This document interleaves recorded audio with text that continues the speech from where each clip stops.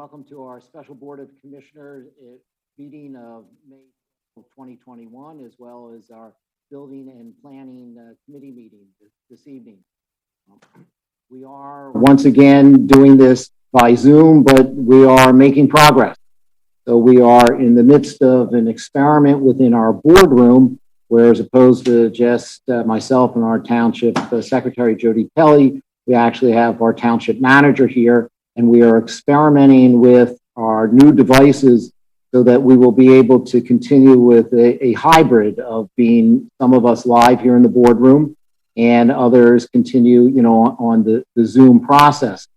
So for those who are watching this evening, you need to keep your view on the gallery viewpoint, otherwise, because there would not be those single pictures. And we hope that our sound system is working and we're not going to have echoes or cutoffs. We've had people who have been here for several hours today and yesterday experimenting with it. So if we do get cut off, you do know why, but we will join you quickly. So with that, we're going to start first with our special Board of Commissioners meeting and then go into our Building and Planning Committee. So I will ask, however, if everyone be kind enough to rise for the Pledge of Allegiance. I pledge allegiance to the flag of the United States of America, to the republic which stands one nation, God, indivisible, with liberty and justice for all. With that, we will do our roll call, but we will do it by noting that we are all present and accounted for, Madam Secretary. Correct. And that will then bring us to the first section of our meeting, which is public comment. And this is where members of the public, if they wish to address any of the issues which are on our agenda, have the opportunity to do so. We did not have anybody write in for public comment or for the board meeting. And I asked Secretary if we have anybody who has stepped up from Zoom World. No, unless anybody wants to raise their hand. All right. Seeing none, then that's going to bring us to the first section of our special board meeting, which is in reference to grants and community development. And there's a resolution which I will move for its adoption, which is in reference to the annual action plan and for this year in the amount of $1,071,650,000. And the filing for the year following plan of CDBG application, including all assurances and certifications. And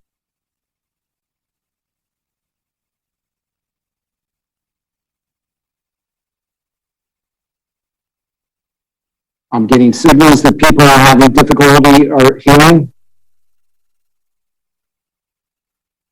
You're back now. All right.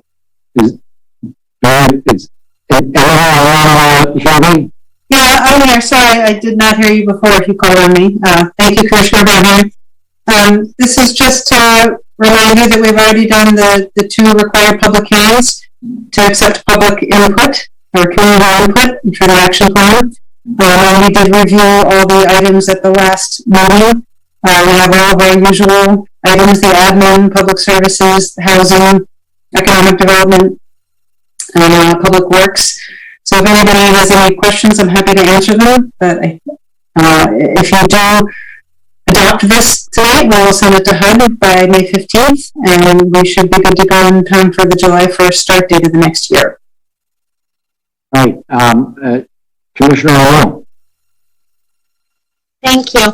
Emily, just so that everybody is clear, I think the 14 of us maybe, but for members of the public, this is not the CARES Act funding aspect to the CDBG funding. This is our every year grant CDBG cycle that we renew. Luckily, we're able to renew this on an ongoing basis. It changes by a few $100,000, but that's a subtle difference that I just thought I would clarify.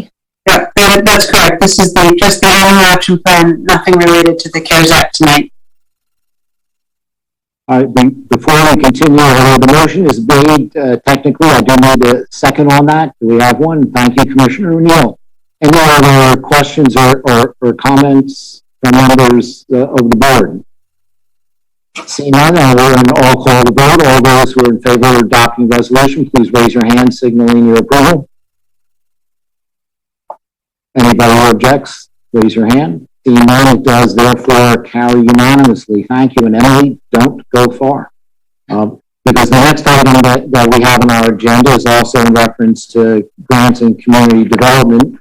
And this is to consider a waiver from the CDBG residential rehab program regulations requiring the placement of a lien on a property for any work performed under the program. Emily, would you be kind enough to educate us on what this is about? Sure. So for all of our housing rehab programs, we do put a lien on the property after the work is done. And that's all work other than lead work we do. In this particular case, this is a house that it's a single-family residence in Ardmore that underwent extensive renovation about 2.5 years ago. We also have, so there's already a sizable lien on the property. We did a lot of work to this house to bring it up to code and safety. We also have, for all the homes that we work on, there's a 1-year warranty that goes into effect when work is done. In this particular case, there were a couple of issues that cropped up right after the 1-year warranty expired. One of which was a plumbing leak, and one which was an appliance that went bad. Neither of the issues were the fault of the homeowners, nor were they any longer under the warranty of the contractor. It took us a while to figure out the source of the plumbing leak. We finally did figure it out, but not before some damage was done to the ceiling. So to fix these couple of issues, it's going to be about $3,100, and we'd like to be able to fix it without having to add an extra loan onto the homeowners or onto the property. The intent of the program is not to load people up with onerous loans if we can avoid it. In the process of trying to fill this leak, I've been spending some time with the homeowners, and it's also become clear that one of them, who's elderly, is having a much harder time getting in and out of the tub. When we did the renovation work 2 years ago, it seemed like a good idea to put a tub back in because there's six people living in the house, and most houses would have a tub. But at this point, if possible, we'd like to put a walk-in shower for his safety, which would also cost between $5,000 and $7,000. We would also like to not lien that. They have a lien on the property that covered the installation of the tub. So basically, we're looking at between $8,000 and $10,000 of work that we'd like to be able to not put the lien on this property for, because they already have a fair amount of lien on there. That's what that. With that, I will make the official motion that we grant the waiver from the CDBG residential rehab program regulations for requiring the placement of the liens as Emily just described. Is there a second for that? Thank you very much, Commissioner Stevenson. Are there any questions or comments from any members of the board? All right, seeing none, then I will call the vote and ask all those in favor to raise your hand signaling your approval. Any objections? Now raise your hands. Seeing none, that then carries unanimously. And Emily, thank you very much. Thank you. Okay, that brings us to the next section of our special meeting this evening, which is in connection with the police committee. And the first item that we have on the agenda is for the board. The board is being asked to authorize the township manager to make conditional offers of employment to 6 of the police applicants who have fulfilled the civil service requirements for eligibility. This action will fill some of the existing vacancies in the ranks of the police department. As my colleagues know, I do intend to make a subsequent motion, but I will officially move for this to start the dialogue. Is there a second on that? Thank you, Commissioner McComb. So, if I may, with your indulgence, make some comments which are going to support a motion that I am going to make, and then certainly we'll turn it over to anybody to respond.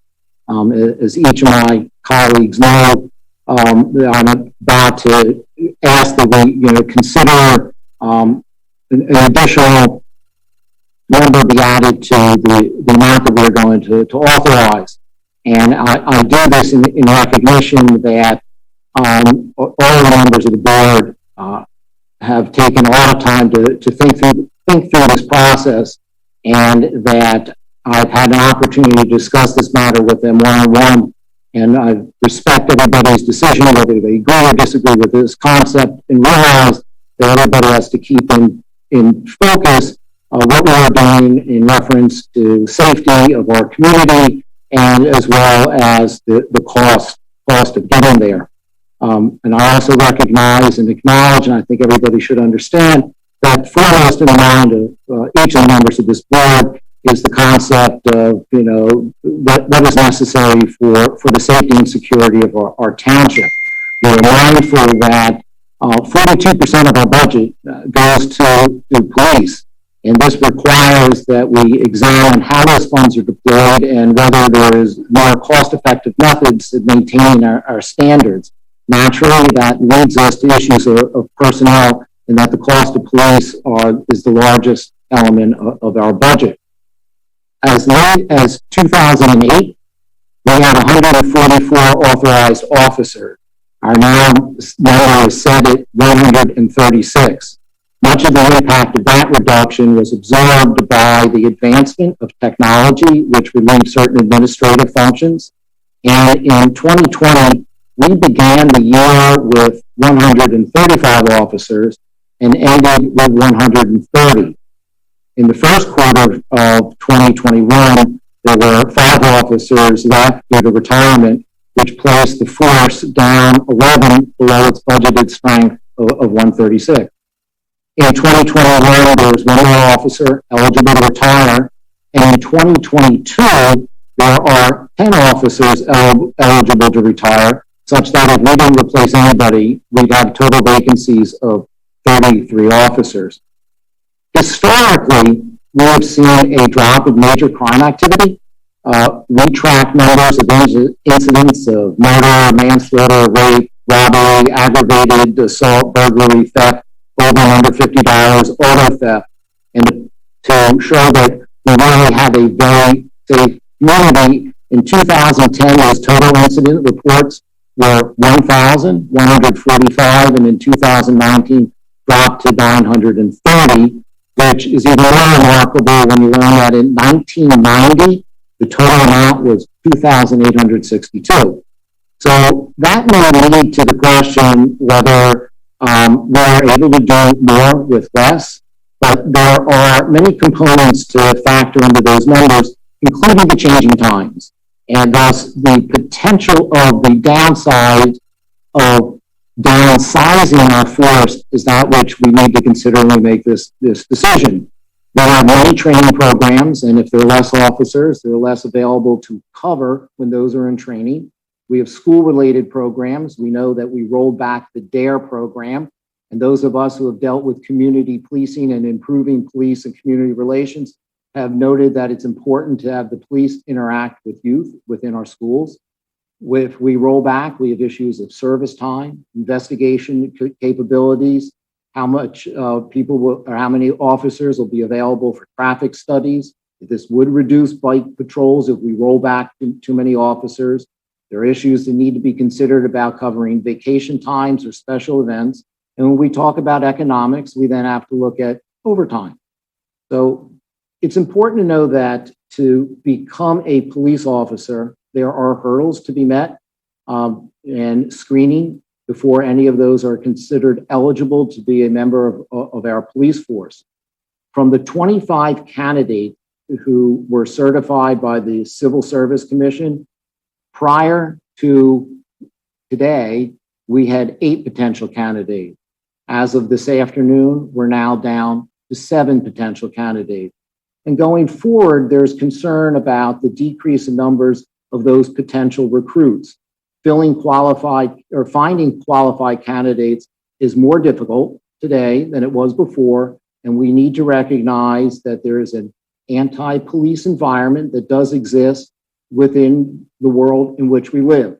I like to think of it more anti-bad police or bad practices and not police per se, but we do know that that has an impact on recruits. We are fortunate to have a very highly dedicated and skilled force. We have been excellent in de-escalating any situations. And undoubtedly, that is a result of choosing the right candidate, training, and supervision by our command staff. At full force, our command staff has 16 sergeants, 5 lieutenants, 2 captains, and 1 superintendent. Currently, we are down 1 lieutenant, and 3 of the remaining 7 command staff are eligible to retire. We have previously, in years past, experimented with adjusting command staff, but given the way of the world, where we now have to deal with active shooters, terrorists, internet crime, there are new levels of understanding or preparation which requires the leadership of command staff. So among the questions that were asked by my colleagues in these discussions was, what are the number of police officers as it relates to the population of our community? What happens in other similar sized areas? There are rules of thumb. The FBI, the Department of Justice have different models which range from 2.3 officers per thousand to 2.7 officers per thousand. However, these measuring sticks do not take into consideration the factors I believe that we need to consider. We are a large, diverse, and complex jurisdiction. We have about 60,000 residents. And on the east, we border the city of Philadelphia. And on the west, we have the larger portion of the mainline suburb. We are fairly unique from east to west than most other jurisdictions. Thus, it's very hard to find an apple-to-apple comparison. So as a result of all of this, while the proposal on the table is to reduce authorization from filling the 11 vacancies, where we only had, at the time we started this, 8 potential, and then the concept was to only authorize 6. While when I walked in here this evening, my plan was to ask for all 8, but what we see is we already have had some attrition to 7. And even if we were to authorize 7, as I'm about to ask, that doesn't mean that that's where we end up. We may end up with 6, we may end up with less, or we may end up with the 7.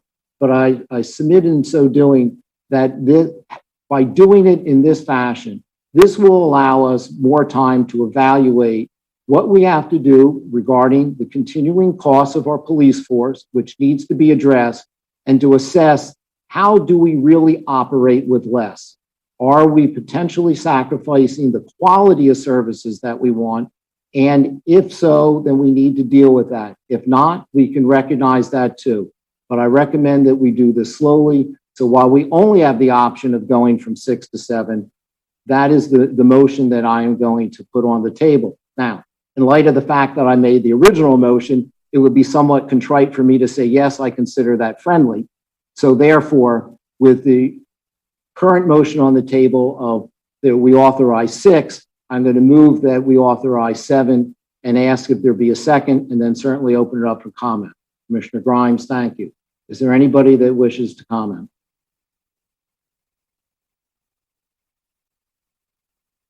Commissioner Courtney. Thank you, President Bernheim. Let me start by saying I'm really proud of our police force over the past year. With so much civil unrest, so many issues with the pandemic, Lower Merion was a very safe place. We didn't have any issues with all the protests going on. I applaud the work of our officers. It was a hard year for everyone, but they did their jobs quite well. And they did those jobs even down 11 heads.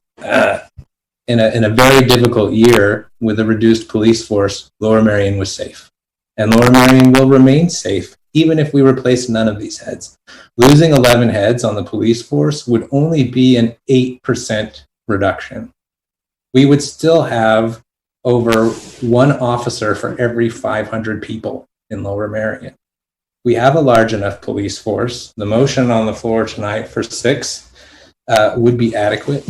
And let me just remind everyone, I'm sure all of my colleagues are already well aware of this, but everyone who might be listening, we ran a $7 million deficit last year, or 6.5, I should say. The police force is 42% of the budget. In a year where we asked for budgets to remain flat, the police force couldn't do that. And that's something we accepted and something we approved. But again, the only way we seem to have right now of controlling the growth of the budget is through headcount, is through payroll, which makes up a significant portion of our budget across the board. So I am against this increase to 7, and in fact, I am against 6. I thought 5 was a more likely number, but I know that's not the will of the majority, so I won't make that motion, but I will oppose 7. Thank you. Anybody else who wishes to comment? Yes, Commissioner Grime.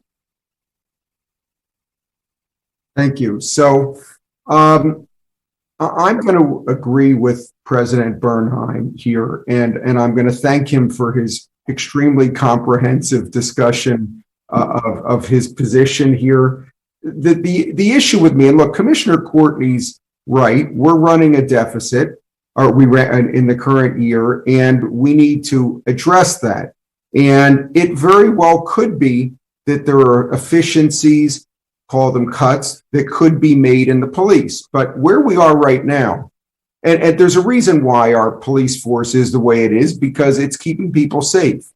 And before we start cutting, as President Bernheim said, even if we authorize 7, we're still down from where we had been. And with the anticipated retirements, that will just add to it. And I would ask if we hire no one, or if we hire fewer than was recommended by our staff, well, where are the cuts going to be? I hear from residents who say we don't do enough traffic enforcement. Well, if we don't keep up the number of police, there's probably going to be sacrifices, maybe in investigations. I've had constituents and frankly other commissioners say we need more enforcement in the parks. And right now, maybe it's not the wisest thing, but we rely on the police for that. Well, maybe that's not going to happen. We have a noise ordinance that gets enforced right now by the police. And let me say, without segueing, I don't know that that's the wisest way to do it, but right now that's who is doing it. And I am uncomfortable with agreeing to a further reduction without knowing what we are not going, if in fact we would see dramatically increased overtime or a sacrifice in services, and where those sacrifices and services would come from. So I think it's a discussion, Commissioner Courtney, you're right, discussion we ought to have about efficiency, but I think by cutting first is not the way to approach it. So thank you very much. Anybody else? Yeah, Commissioner Gavin. Great. Thank you, President Bernheim. I wish we could have fill 11 spots. I wish we could fill 25 spots and have, an even bigger police force. We do, as everyone so far has mentioned, we have an incredible police force. They keep us safe. They do a wonderful job. They're hardworking employees. There's no doubt about that. However, as Commissioner Courtney said, we are, on a budget here. And while our number one responsibility is to keep our residents safe, we do that. I believe from all the discussions we've had, filling 6 of the roles, filling 5 of the roles, filling 4 of the roles, we would continue to keep our residents safe in any of those situations. As Commissioner Grimes said, the police don't only keep us safe. They do a lot of other activities that are of benefit to our community. And, with my understanding is with filling 6 of these roles, we will continue to have a lot of these value added activities from our police force. I think the biggest problem with traffic enforcement is not the number of officers we have, but rather that we're handcuffed. That's for you, President Bernheim. We're handcuffed by the state in, how we can do traffic enforcement. We don't have the ability to use radar, in local municipalities, and it's something this entire board has supported. I believe with a resolution, was it last week or 2 weeks ago? Pushing the state to allow us to do that and allow our police to do that and give them the tools that they need for our community. So, absolutely, I think it goes without saying that everyone on this board is fully supportive of our police force, greatly appreciative of our police force. but we are also under that pressure that Commissioner Courtney mentioned, the budget pressure. And unfortunately, we also have to be stewards of our residents' tax dollars. And as we look at that, and as we look at what our budget is, and the police budget continuing to rise faster than the budget for the rest of our township, we are unfortunately in a very tough position and have to make some incredibly tough calls that I don't think anyone on the board wants to make. And balancing everything out, it does appear to make sense to fill 6 of the roles. And while that might not be the situation we all want, it's the situation we're faced with, and what I think is the right call moving forward. So I'm going to support filling 6 of those roles. Thank you. We'll give anybody else the opportunity they want to speak, but I also know our superintendent, Mr. Graff, is here, and superintendent, I don't know if there's anything you would like to add for the board's consideration. Yes, I think you've outlined succinctly the situation. As you saw, the civil service provided us with a final list of the 5 people that we could look at for potential hiring. And very quickly, we were down to just a month ago, 14. And as you said, as of today, just 7. While just a few months ago, you approved the budget, covering 136 officers for this year, couldn't possibly get their situation the way it is today. Obviously, COVID last year had a major impact on the whole recruitment process. I would note we did not go through all of last year down 11. We had several more than that. By the beginning of this year, we've been down 11. But whether you finally decide as a majority, whether it's 6 or 7, we need those people to provide the level of services our community's been asking us to give them for all these years. And it does put us in a situation where, frankly, we're back to the lowest number since 1970. So take that under consideration as you deliberate. Thank you, Superintendent. Is there anybody else with any further comments? Commissioner Durbin? You're on mute. I appreciate all of the services that our police force has provided to our citizens. We're all very appreciative of them. But I do think this is an opportunity for us to look at having less costly personnel do some of the things that the police do and that could be done by other people, maybe without the need for armed police officers showing up for everything, or to have some additional people that could help with different kinds of training. And to me, the universe is speaking to us at this point.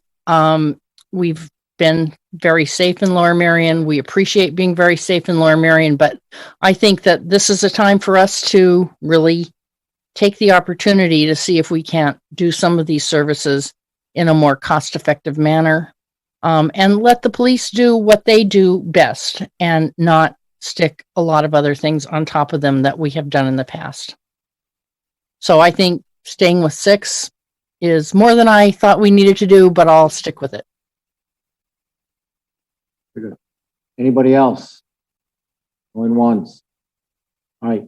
Seeing no other comments, then what I will do is call the vote on the motion to increase the offer from 6 to 7. And I'll ask all those in favor to raise their hand, indicating their approval. 1, 2, 3, 4, 5. I count 5. Yep. All right, the motion does not pass. That then leaves us with the... They'll have the nose raised. Oh, yeah, all those who oppose, please raise your hand so we can record that.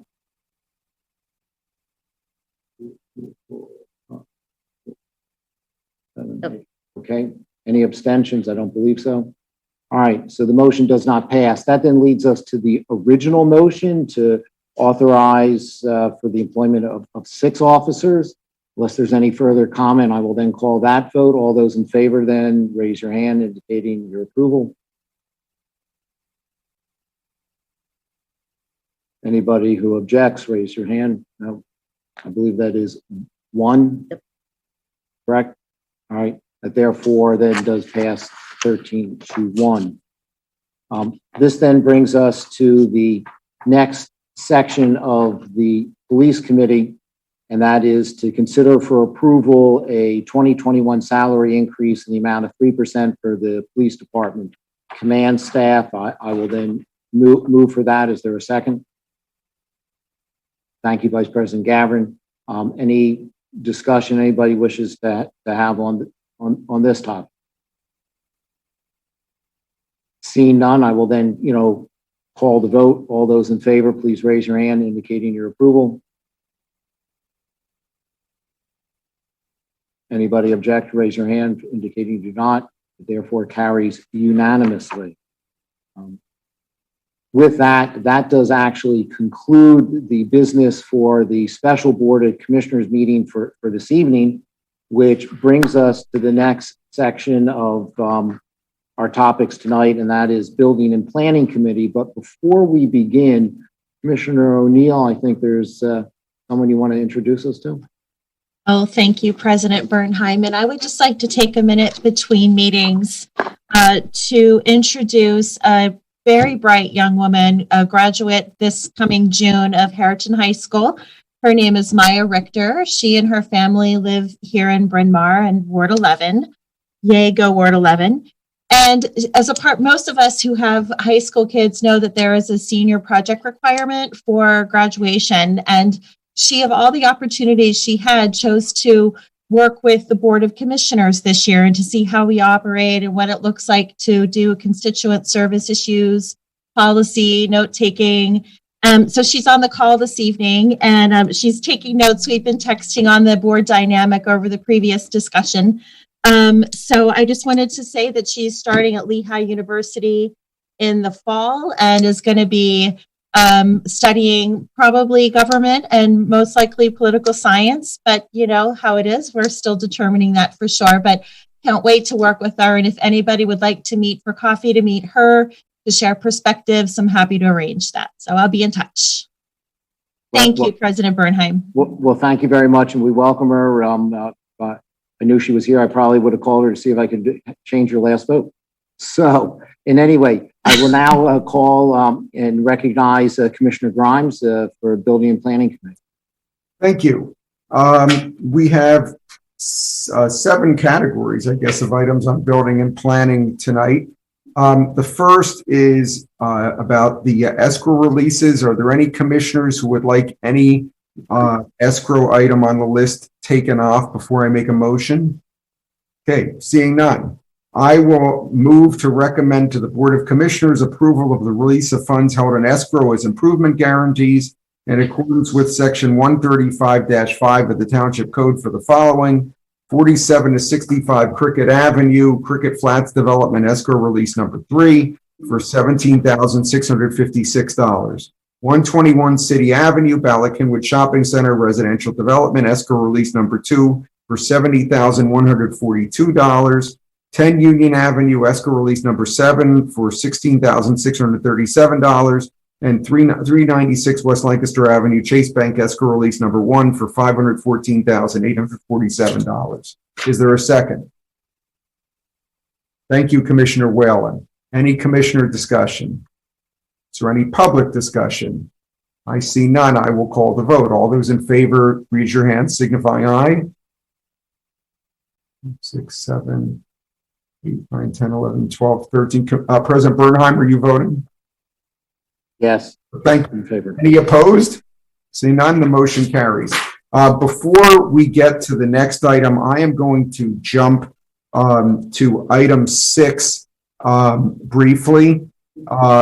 This is the authorization to advertise a fence and change the zoning code on fences. I understand there is a commissioner who may want to make a procedural motion tonight. With that, Commissioner Whalen. Yes, thank you very much, Commissioner Grimes. I would propose to the group in coordination with staff earlier today that we move to postpone the consideration of the fence ordinance for advertisement until the June 9th meeting. I will second that. All right, thank you. Is there any discussion? Commissioner Zeloff, please. Thank you, Commissioner Grimes. It's very important that everybody listening understand that what's on the agenda tonight with regard to changing our zoning code for fences is to authorize a public hearing on not in June, but in July 21st. So over 2 months away. We can't make changes to our zoning code without this process, without a public hearing, and it first has to be authorized. So what's been requested tonight is to delay the vote to authorize a public hearing on July 21st, delay that vote until June 9th. So in reality, nothing's going to change. On June 9th, if we vote to authorize a public hearing on July 21st, it would be the same outcome as if we did it tonight. The difference is that Commissioner Whalen and some other commissioners and members of civic associations and community members have some concerns that they want to work through between tonight and June 9th. I do want to point out that lumber prices are going up and contractors are busy and people want to build their fences in compliance with our code. And so this is something that we should not delay any further, meaning not beyond July 21st. So I know it's frustrating for some, but it does allow a process to try and work some of the details out in advance because it's a difficult thing to amend our code for fences. Commissioner Grimes, that was a little bit longer than typical, but I thought it was very important because there's a lot of interest in our community about our fence ordinance. Thank you. And Commissioner Zeloff, you can borrow my notes as you just did anytime to give you a talk. So that being said, since there's really not much more to say on that explanation, we will call a vote on the motion to postpone. All those in favor, please raise your hand signifying aye. Just for it's a motion to postpone to a date certain. Yes, as Commissioner Whalen said. 1, 2, 3, 4. I see 13. Are there any opposed? I see no opposed. Is there an abstention? Okay, so I count 13 in favor, no opposed. The motion carries. So thank you. There are 4. I think it's unanimous, Commissioner. Okay, I can't see 14 commissioners, so that's fine. So just the one thing, if anybody is here to offer public comment about the fence ordinance, I mean, any member of the public, you're certainly welcome to watch the rest of our meeting tonight, but there will not be public comment offered on the proposed changes to the fence ordinance. So thank you very much. Moving on to the next item on page 15 of our agendas. This is omnibus motion to approve certificates of appropriateness. Let me say before I put the motion on, I already have a request that we separately consider item C 25 to 27 Haverford Station Road. Are there any commissioners who would like to separately consider one of the other 2 items? Seeing none, I will make a motion I will move to consider for recommendation of the Board of Commissioners action on the following certificates of appropriateness as recommended by the Historical Architectural Review Board at their meeting held on May 4, 2021, 19 West Lancaster Avenue, Ardmore Commercial Historic District, approval to install pin-mounted lettering attached to a new PVC board spanning the width of the storefront above the windows in compliance with the Secretary of Interior's Standard 9, and 577 Barrett Avenue, Haverford Station Historic District, approval to replace non-historic vinyl replacement windows with Marvin Elevate fiberglass clad wood windows, to replace vinyl siding on third floor dormer walls with hardy plank matching the siding on the main facades of the residence in compliance with the Secretary of the Interior Standard 9, and with a subcommittee to review final window configurations. Is there a second? Thank you, Commissioner O'Neill. Is there any commissioner discussion of either of those items? Seeing none, have no written public comment. Is there any member of the public who would like to offer any comment on those items? I see none. I will call the vote. All those in favor, please raise your hand signifying aye. 1, 2, 3, 10, 11, 12. I see 12. Any opposed? I see no opposed. And are there any abstentions? So that will pass 12 to none. Thank you. Now moving on to the next item, 2527 Haverford Station Road.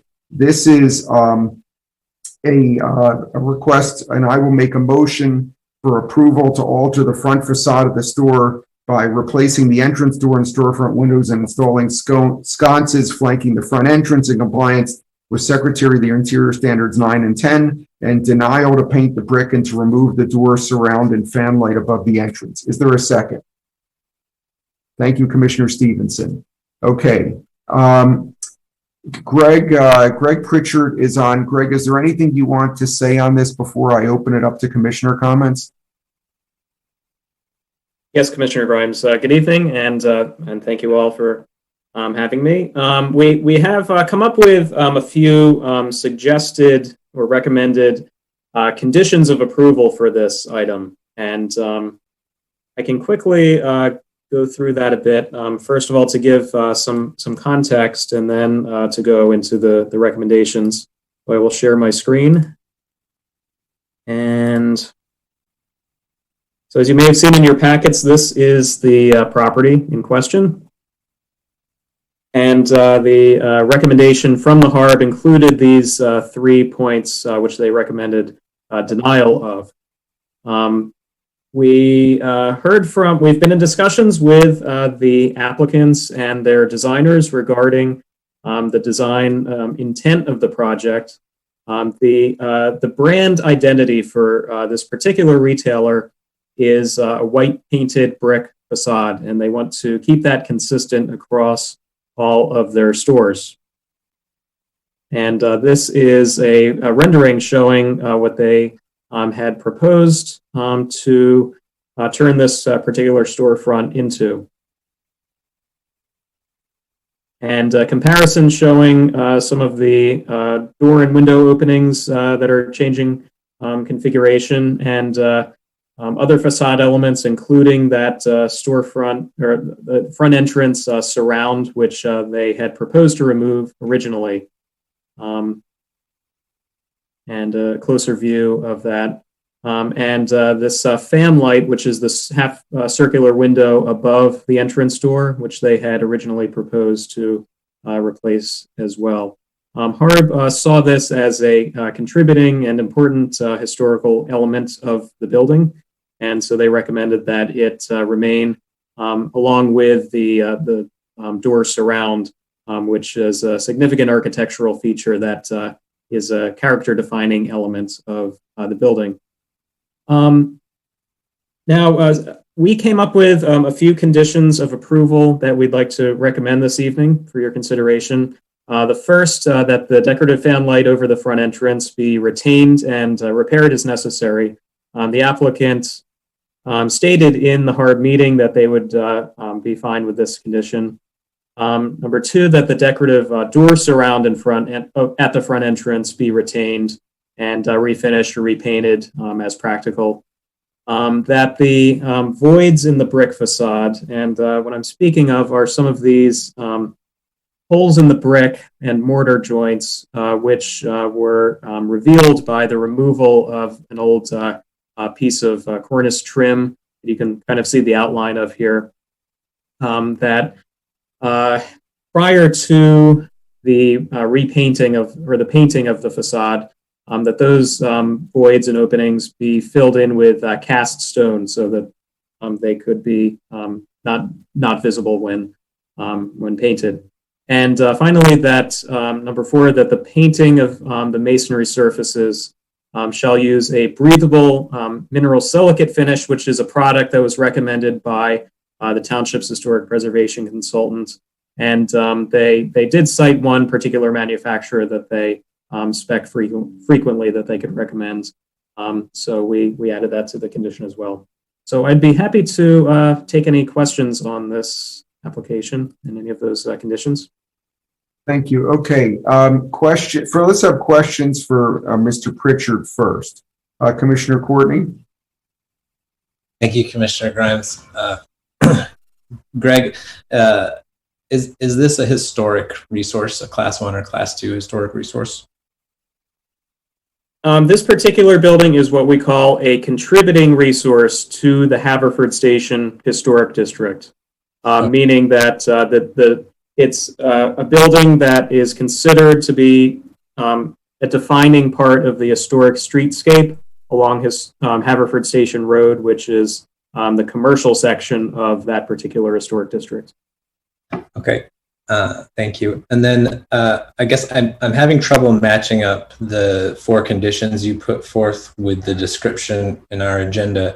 Our agenda says that HARB recommended denial to paint the brick, but we have a condition specifying the type of paint for the masonry work. Could you clarify that for me? Yeah, so like I said, we have been in discussions with the designers of the project, the architects, and who have been acting as representatives of the retailer. They have indicated that the retailer will not be able to move into the space if they are not able to paint the facade to match the scheme of their brand identity. And so weighing that against the other recommendations, we felt that it would be an acceptable compromise to ask them to retain the door surround, the fan light, and to be able to paint the facade, paint the brickwork with a material that our consultant thought was maybe not appropriate, but something that they recommend when they specify the painting of masonry surfaces. And then with regard to the door surround and the fan light, could you confirm that the Serena and Lily designers are okay with maintaining that? Well, I believe they are present. I think my understanding is that they would be willing to consider that, and that the painting of the facade is really the main aspect of this project that they really wanted to be able to do here. Okay, so it sounds like with the painting condition, then we've come to an acceptable compromise for both Harb and Serena and Lily. That's our recommendation. I think I think I would let the applicants answer that question if they were here. Thank you, Greg. This is Sean Vance. I'm with Epic Design Group. Ms. Vance, Yes. we'll call on you when apologies. Okay. Thank you. No problem. Commissioner Zeloff. I'm sorry, Commissioner Courtney, were you finished or? Yeah, that was my last question. Thank you, Commissioner. Okay, sure. Commissioner Zeloff, please. I'd like to yield to Commissioner Stevenson since it is his ward, and I see he wanted to speak. Oh, okay. Commissioner Stevenson. Thank you. Thank you, Commissioner Zeloff. My question is for clarification for the applicant in about consistency, and is that all stores under this trademark all white, or is it inconsistent? And so, Mr. Chairman, can we yield floor for the applicant to answer that question, please? Well, I guess I was hoping to finish with questions for Greg, but I guess apologize. Why don't we go ahead, because I have the feeling we're kind of at that point anyway. So, Ms. Vance, if you want to unmute yourself, you can answer that question, and also Commissioner Courtney's question. Fantastic. Thank you. And apologies again for the disruption there. No problem. So Serena and Lily, every store that we have done for them in the past has been white. We have one exception, which was a slightly off-white building, which was something that was determined or discussed with the development of that project. And that was in the Pacific Palisades in California. So it was kind of an off-white color if you looked at it against a white. But yes, they are all white projects. And then all of the signage is all a charcoal. So the contrast is kind of their brand identity. And to go back to Greg's statement or question about acceptance of the other two conditions, if able to paint the exterior, then we would be accepting of retaining the fan light and the door surround. Thank you. Thank you for those answers. My other question, my next question is about the painting in which the Mr. Pritchard outlined the type of exterior that be used that could be removed. Is this something that you've used in your experience, and have you been in a development in which after you used it that it was removed to show that it has been doable to be removed and not? For this particular product, we have not actually had to remove it. That said, we have had projects where we've had to remove paint from existing masonry, and we felt that actually the texture of the brick, I don't know if there are any close-ups, but the texture of this particular building and the masonry used is such that we feel it wouldn't actually be one of the more difficult projects to remove paint from. And we did consult with some subcontractors with the GC, or the general contractor that builds these projects, just to confirm that that would still be a possibility, and they felt that it would be something that could again be returned to its original condition. So specifically, we have not, just to clarify and answer your question, we have not removed this paint, but we have consulted with paint subcontractors who have. Thank you, Ms. Vance. Thank you, Mr. Chairman. I apologize if I went out of turn. Any questions? Let me see before I call on other commissioners. I see Mr. Jerian has his hand up. Mr. Jerian, are you a representative of the applicant? You'll have to unmute yourself to tell us who you are, unless you're a member of the public.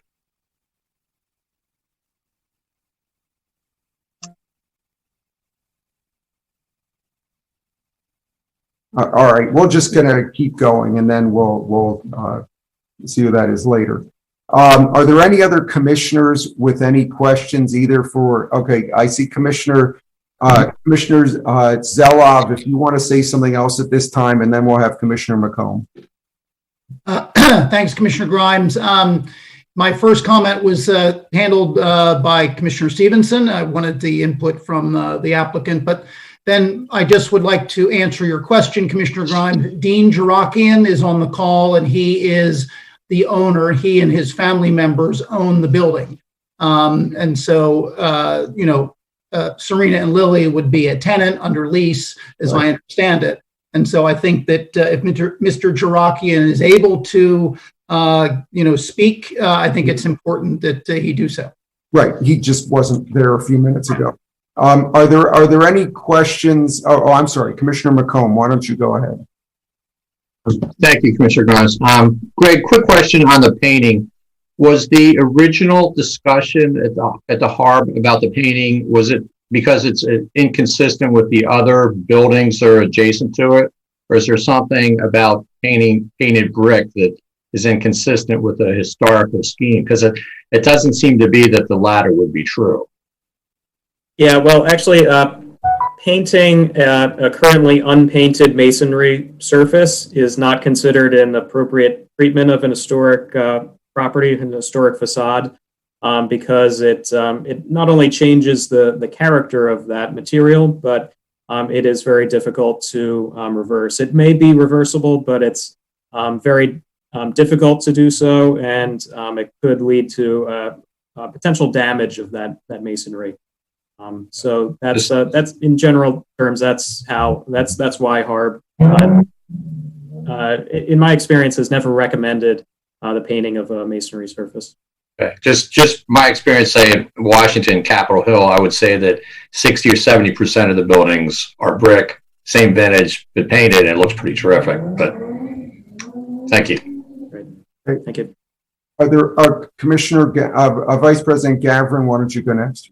Thank you, Commissioner Grimes. I'll save my comments for later, but in terms of questions, I do have one for the applicant. I don't know the brand very well. I've heard wonderful things about it. I've heard it would be a wonderful fit for our community.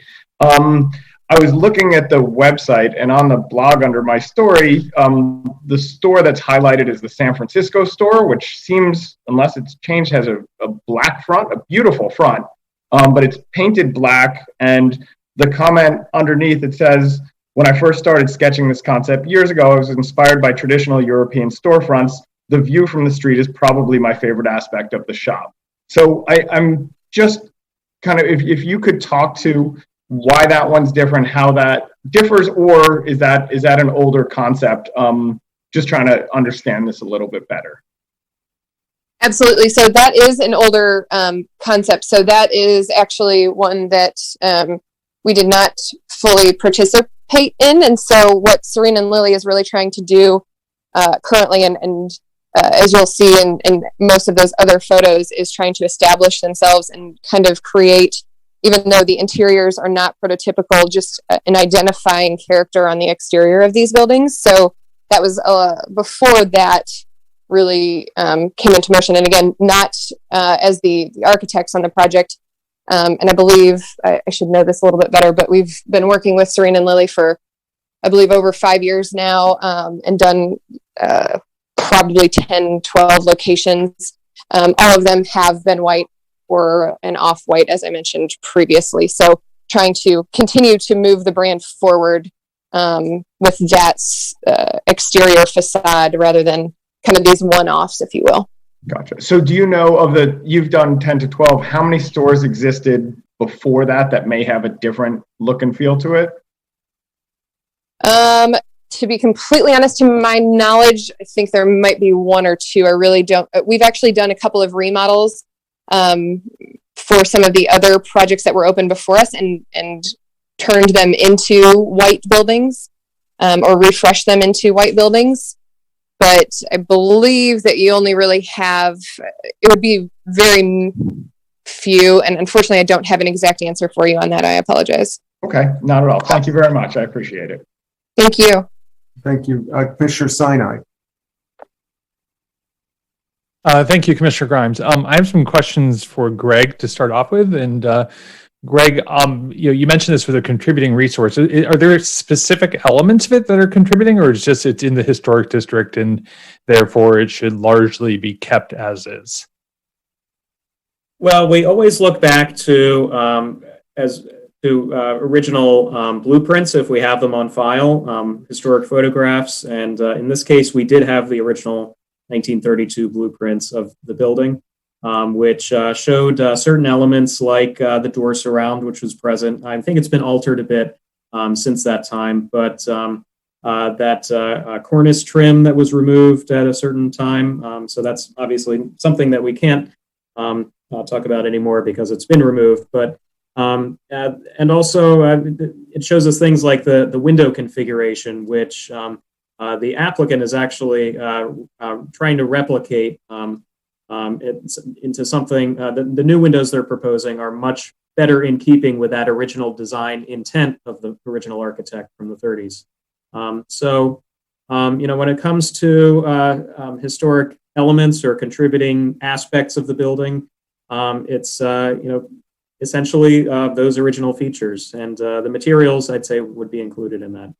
Okay, thank you. And then you mentioned not painting the brick, and clearly this would not be the only white building on the street because there's white masonry elsewhere. But there's also white painted brick across the street, it appears. And I'm just wondering, like, is that it got painted at some point, and so it is what it is? Is that where that one came from? And we don't know exactly when that happens. This particular block has been part of an historic district only since 2007. So HARB has only had the ability to review applications to alterations to these buildings since that time. Okay. And then if the one of the issues with painting the brick, as you mentioned, is removing the paint, should we want to restore it at some point? If the trim, the surround trim or a window or whatever were replaced, were taken off, would those be things that could be stored and preserved and reattached at a future point, or is it destructive to take them off? It's hard to say without knowing exactly how they're attached to the surface. If they could be taken off in one piece, or if they could be done in pieces. That's something we don't know. We also don't know what the condition of the brick is behind that door surround, and if it's finished brick that would match all the rest, or if it would need to have significant more work done to it. Okay. And then the last question is, one of the things that looked different in the plans that you did not mention is the trim around the large windows. Is that remaining as is, or is that getting replaced? Actually, the large windows as a whole are being replaced. Currently, they're, I believe, aluminum framed storefront windows, which are being replaced with something that Harb really felt was much more in keeping with the historic quality of the building. So they appreciated that change. Got it. That's great. And then a question for Ms. Vance. And as you mentioned retaining the door surround. And my question for you is, if you do that, what would happen with the signage? Because renderings that we have the signage sort of spanning underneath the center gable, and where would that go to? Yeah, and that's a great question, something that we've been looking at, and frankly haven't fully finalized since this was just recently rejected. But I think the thought is that we would probably have to go with a lesser, more understated sign. So still the same sort of a pin-mounted look, but it would probably have to go either above or below, and the gooseneck fixtures would have to be eliminated, and we'd have to find another way to illuminate that sign.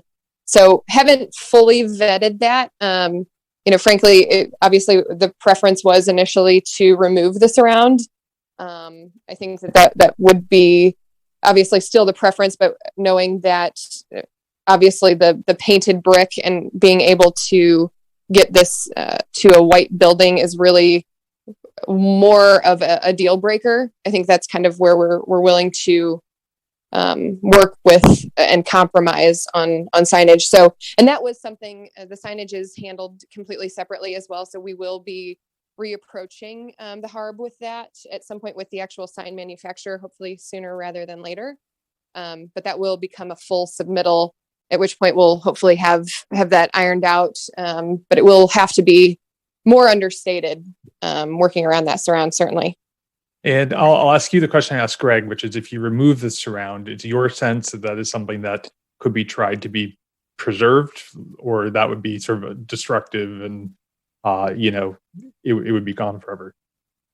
As far as the preserving the surround and what it's made out of, it seems that it probably wouldn't be easy to retain. Now, it's also my understanding as he mentioned that it might not really be historic, that actual surround. So we could certainly retain it if needed, though. Okay. It'd just be difficult. All right, thank you. Sure. Is that it, Commissioner Sinai? Okay, Commissioner O'Neill, did you have something you wanted to ask? Thank you. Yes. Hi. Thank you, Commissioner Grimes. I just wanted to say how much I really enjoy. Most of my questions have been answered with respect to use and so forth. And I actually prefer the look of the new surround. If there's a way to keep the original door, if it's proven to be historic and not to have been replaced. But it actually, when I think of 1930s Southern California architecture, for example, I actually see their new kind of look where it's not the, I feel like it's a fresh look that's actually more in keeping with the 30s. And I realize I'm not an architect, so I say that with a little bit of a grain of salt, but to me, it flows a lot better on that strip of roadway. It matches some of the other storefronts along that section of Haverford Station Road. So I would hate for the applicant and the owner of the building to be tied up with, unnecessary review when it really is a remarkable improvement to the street. Thank you. Were there other, Commissioner Durbin, please. So this painting of the brick thing is not something that Harb voted on. This is something staff is suggesting as a compromise. Mr. Leslie. Harb, Go ahead. Harb did not recommend approval of the painting of the brick. Right. And basically the rest of the historic shopping center on that side of Haverford Station Road is brick, right?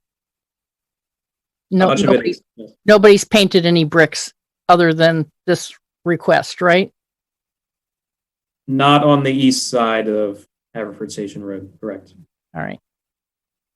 Thank you. Thank you. Are there other commissioner questions? Commissioner Stevenson, please. Hold on.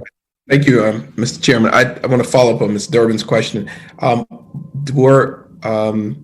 know this came out today, but was Harb consulted on this condition that we discussed and got any feedback from any members? Mr. Purchett? Members of Harb were not, but as I mentioned, I did consult with the township's historic preservation consultant about what an appropriate paint product would be.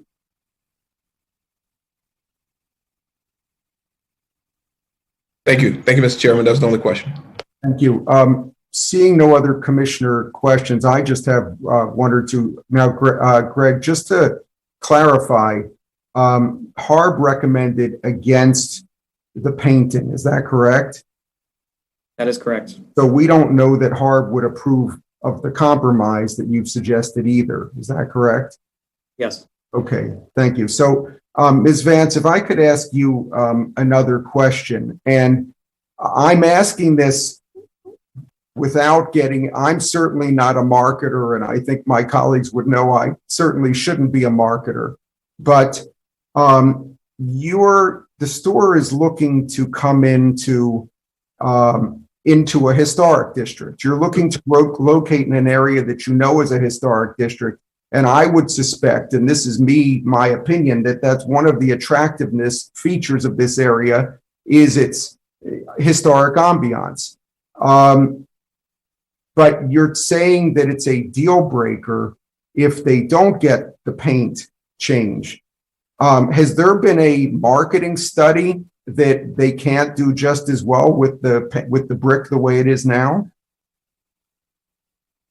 I don't know that there's been a marketing study on it. I think really what it comes down to is that Serene and Lily is trying to really establish themselves in this market, which is pretty saturated, frankly, with other retailers that are luxury retailers like Serene and Lily is. And I think when they originally looked at this market, I actually do believe, and Greg, you can correct me if I'm wrong, but I believe the adjacent building actually was painted, though it's painted red.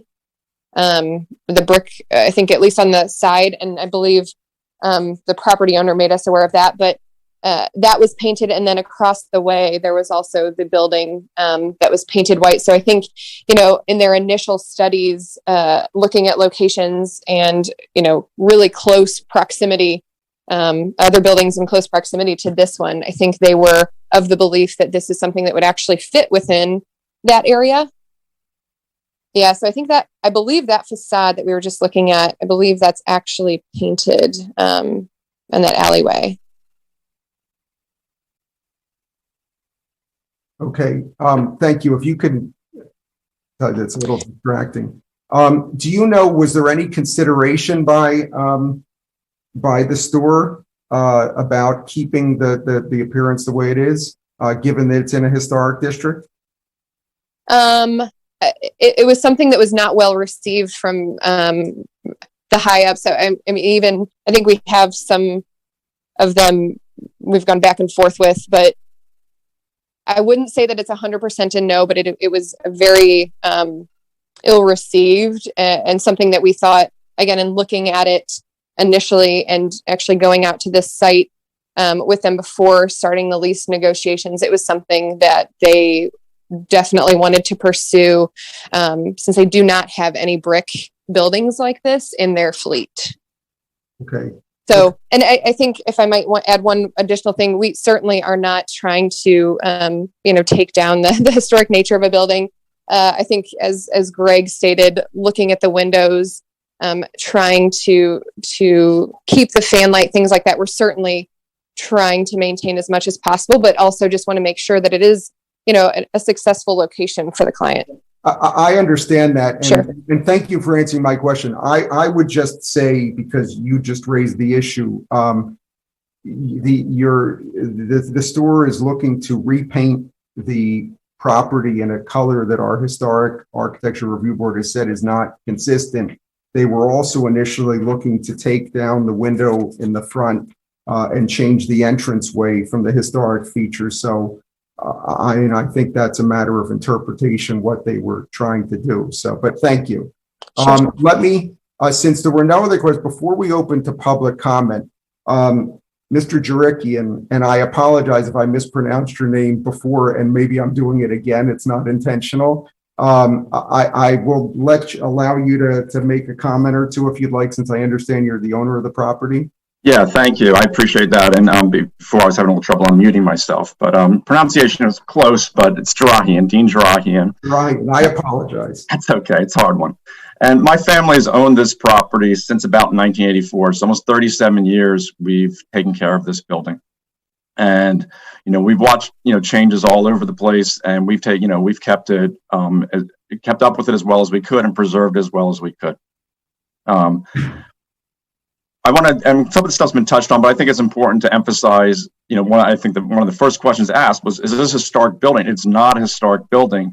It's in the historic district, but it's not on the historic inventory. It's not on the inventory, township's inventory. We're only having this conversation because it's in the district. Now, one of the other issues that, this question of the paint, my understanding from the HARB was they were concerned that the paint could not be removed. That was their only concern. They didn't care what it looked like. They didn't care if it was white or blue or purple. They just wanted to know that it could be removed. And we've done some work on that.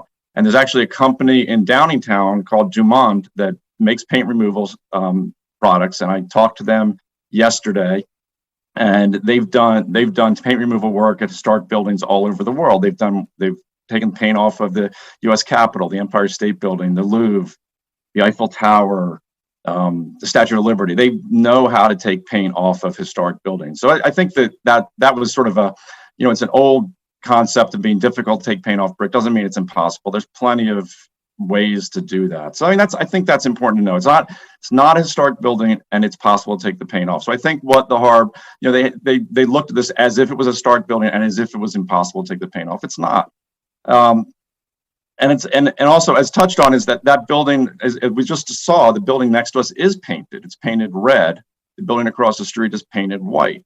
I think that there was some discussion at the HARB that maybe that red came because there was graffiti. So the fact that we don't have graffiti means we can't paint our building seems pretty inequitable to me. So we've taken good care of this building, and that would cost us here. So I think that it's also important to know that both those buildings are still considered contributing resources, even though they're painted. So the paint doesn't take them out of being considered contributing resources. So I think that's also an important thing to note.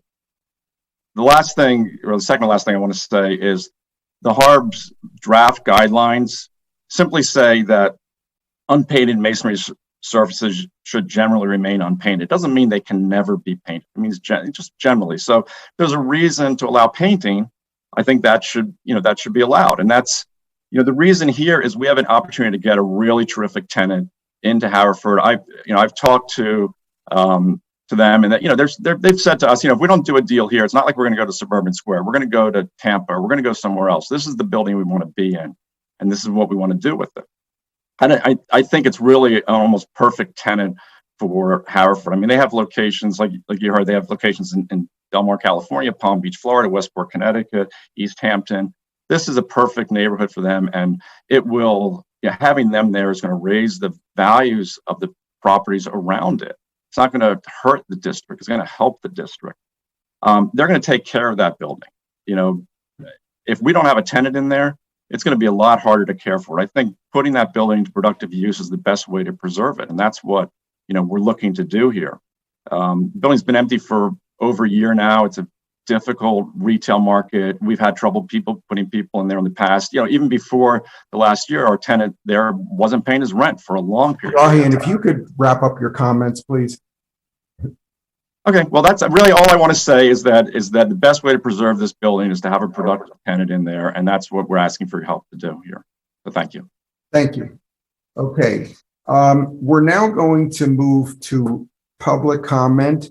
I understand there may be some members of the public who are participating in the call. I will say first, note that we received an email from a Hala Ims, who identified herself as affiliated with the Haverford Civic Association. And since it's the only written comment that we received on this, I'm just going to read it.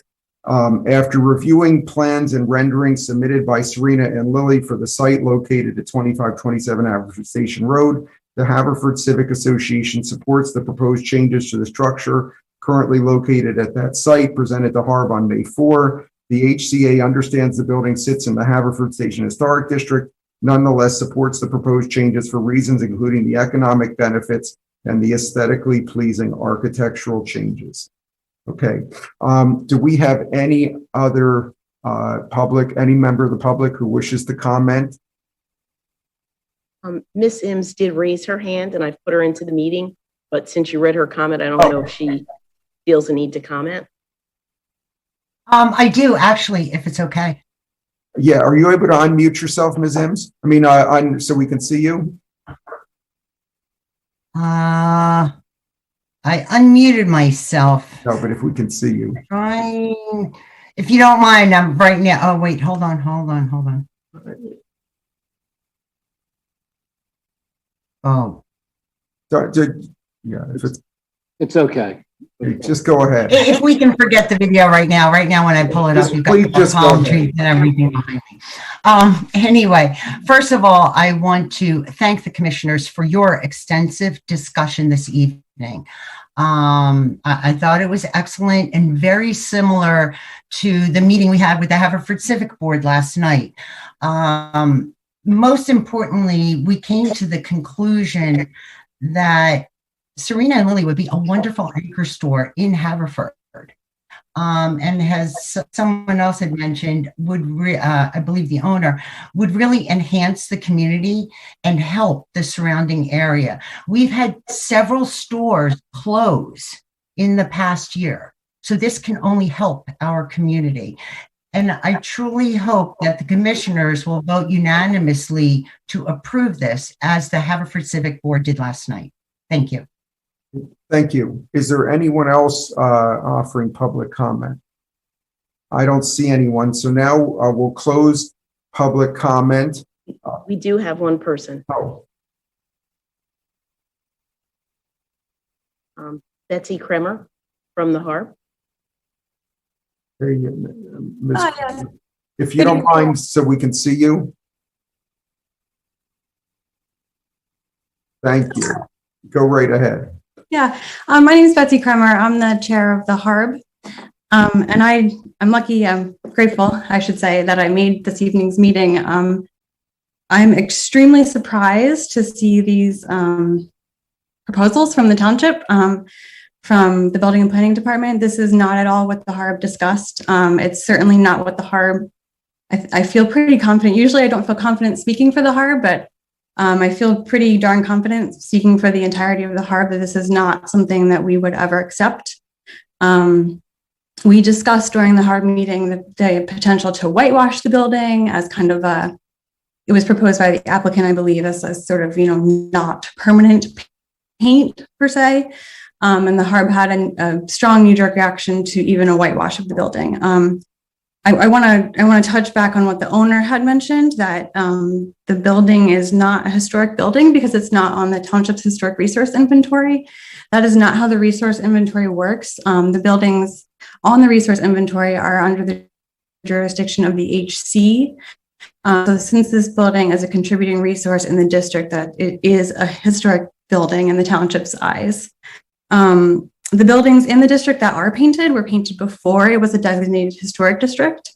So it really doesn't have anything to do with, we allowed it once and we're not allowing it now, or anything to that effect.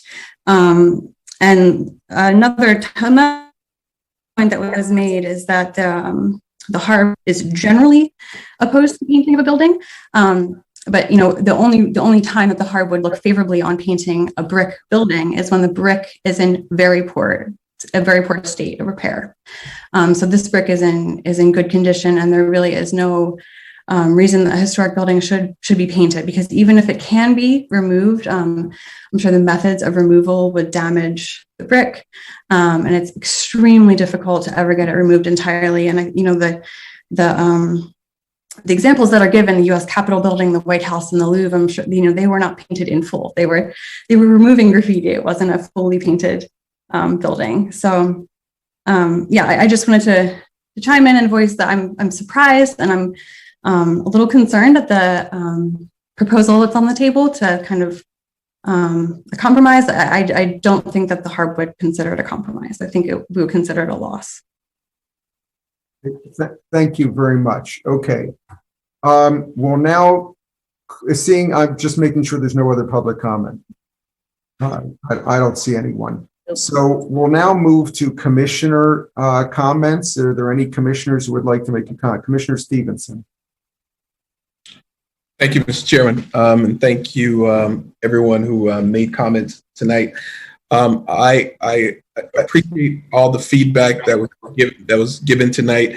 I will vote in support of this on the grounds that this was submitted and supported by the civics, and to move forward with this. I think it's the retail piece to support the balance of that. I will say, however, I would make a suggestion that as we move forward, while I know that the commissioners have the final say in all this, the members of HARP have a dedicated interest in making sure that they contribute to, as volunteers, to consult with on behalf of the community. That as we move forward, that we have a procedure when such conditions come forth, before they come before the board, that they are reviewed and discussed with HARB so that the members are aware of it based on the hard work that they did. Thank you, Mr. Chairman. Thank you. Commissioner Zeloff.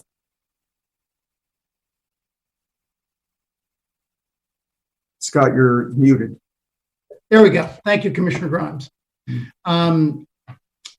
This Haverford Historic District and Haverford Business District is in Commissioner Stevenson's ward, but right next to mine, and Commissioner Stevenson and I work very closely on many ward adjoining issues, including this one. The building across the street is painted brick. There are other buildings on either side that are painted white, although not over brick. In the course of the last day, there's been tremendous staff work with the applicant, with the property owner, on identifying a material that would be a breathable mineral silicate finish, which is in the condition that's proposed, to address the concern about a removal of painted brick. What we have before us is a strong national retailer. We have before us one that would bring significant economic benefits to our business community in this business district. And I want to point out that a priority of the Haverford Civic Association, and Hala Inns did not mention, but I want to, is the Haverford Station, which is adjoining this, is across the parking lot from the property we're talking about. The Haverford Station has a office building, or a structure, I should say. It's not an office building, a structure on the inbound side that used to house an office. It is vacant and dilapidated. It has a structure on the outbound side that was Chelsea House, a retailer, that is vacant, dilapidated, and has a roof that is not functioning. Both are owned by Amtrak. It is extremely difficult to get these properties repaired so that they can be leased. But it is a new priority of the Haverford Civic Association to work with Amtrak, SEPTA, realtors to try and get those properties in a condition where they can be leased. Bringing in a national retailer of the stature of Serena and Lily will help that effort. And so not only will it help the Haverford Business District, but these two properties at Haverford Station.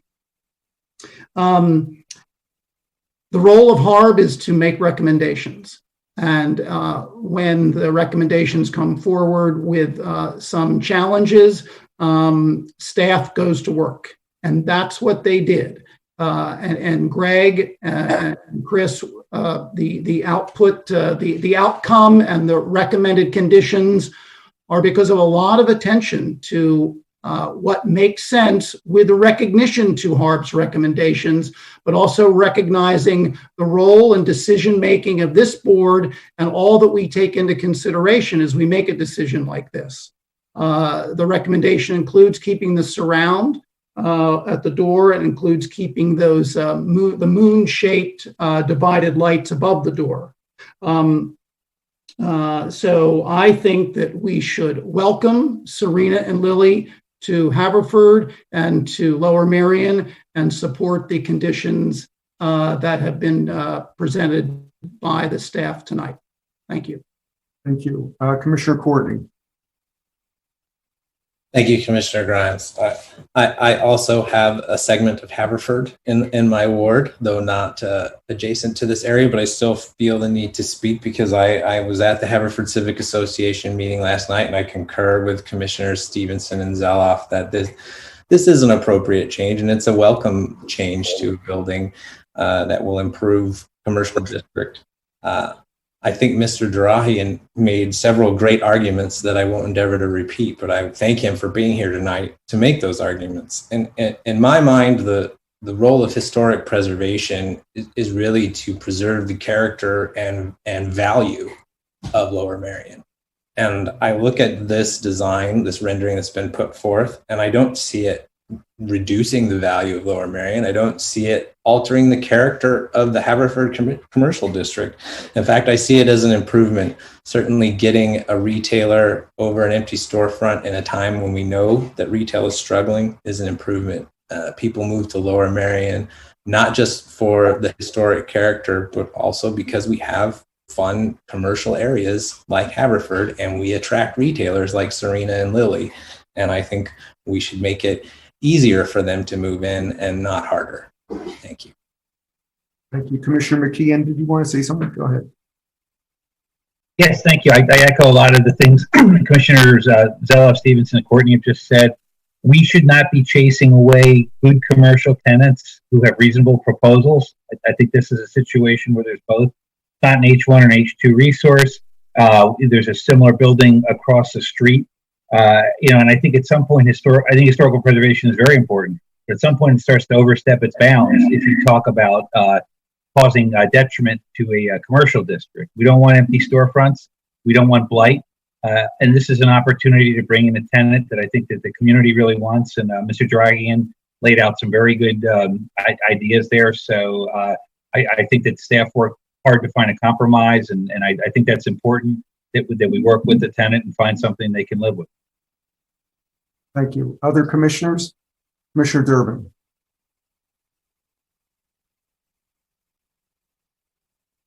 Well, I have to say, I looked at that red painted wall and it looks like horrible. And I think that I want to listen to what our HARB, which is trying to maintain the historical district that Haverford is, and it's a bunch of red brick buildings with, a little changes here and there. I would love to see Serena and Lily come here. I would love to see them adapt to the historical building that they've chosen and not try to make it a Southern California store, because it's not going to be on the outside. And I think they'll be a great addition to the shopping center. But you know, it's a historical district and we have cohesiveness.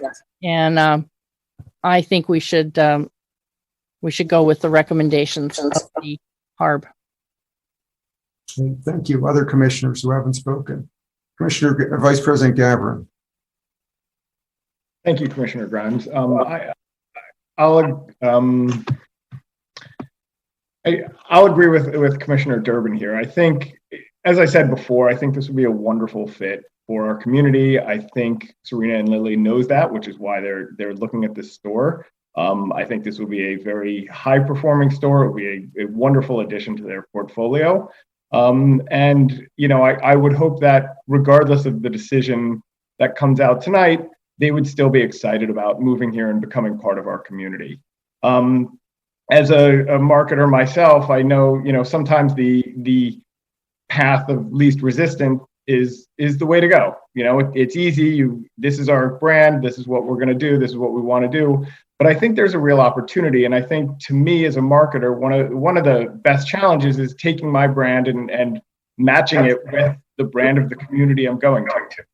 And I think it would be really exciting for Serena and Lily, like they did in San Francisco, like they've done in Westport, Connecticut, to take their brand and match it with the brand of Lower Merion and really create a beautiful store, an amazing store, and something that, you know, everyone is extremely proud of and is a, like I said, a well-performing store. I don't think there is a need to, you know, paint the entire store white. I think, you know, that's not kind of what this historic district looks like. That's not what our brand, for want of a better term, is. And I think there's a way to merge these brands. You have two high quality brands, I'll call them, and there's a way to merge it. And I wish that the applicant would recognize that and say, okay, we're going to do something really fun, really creative that works for both. Instead of taking the path of least resistance and saying it's our brand or no brand. So I can't support this. I understand, and I do want this store here. I think it would be wonderful for us. I think it would be wonderful for the company. And I hope it ultimately is a great fit, as I imagine it will be. But I think more work needs to be done in terms of the storefront. Thank you. Thank you. Commissioner Stevenson, you've already spoken, but if you have something else since you're the ward commissioner. I appreciate you indulging me, but this is more of a asking of consideration for the staff of the condition. Can the part of the condition added that the applicant be responsible for removing the finish at the end of their lease?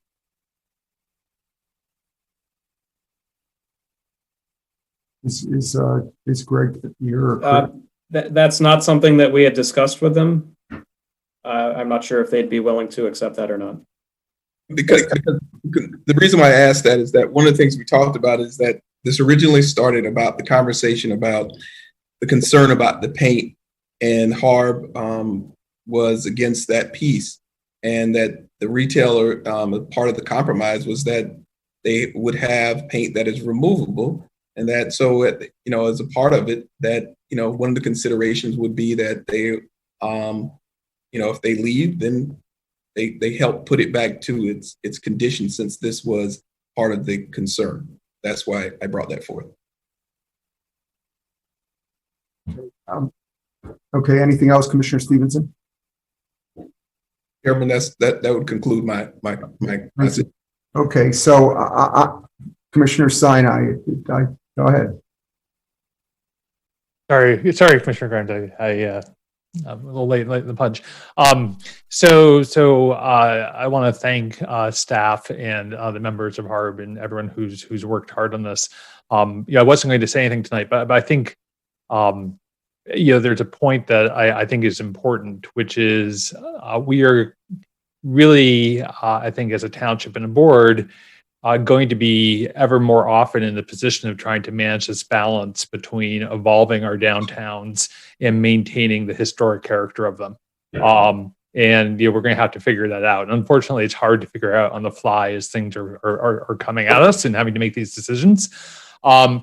And, I look at this and I think about the difference between a historic property and a historic district. In the historic property, we clearly have a property that is specifically important, is architecturally important, or it's historically important.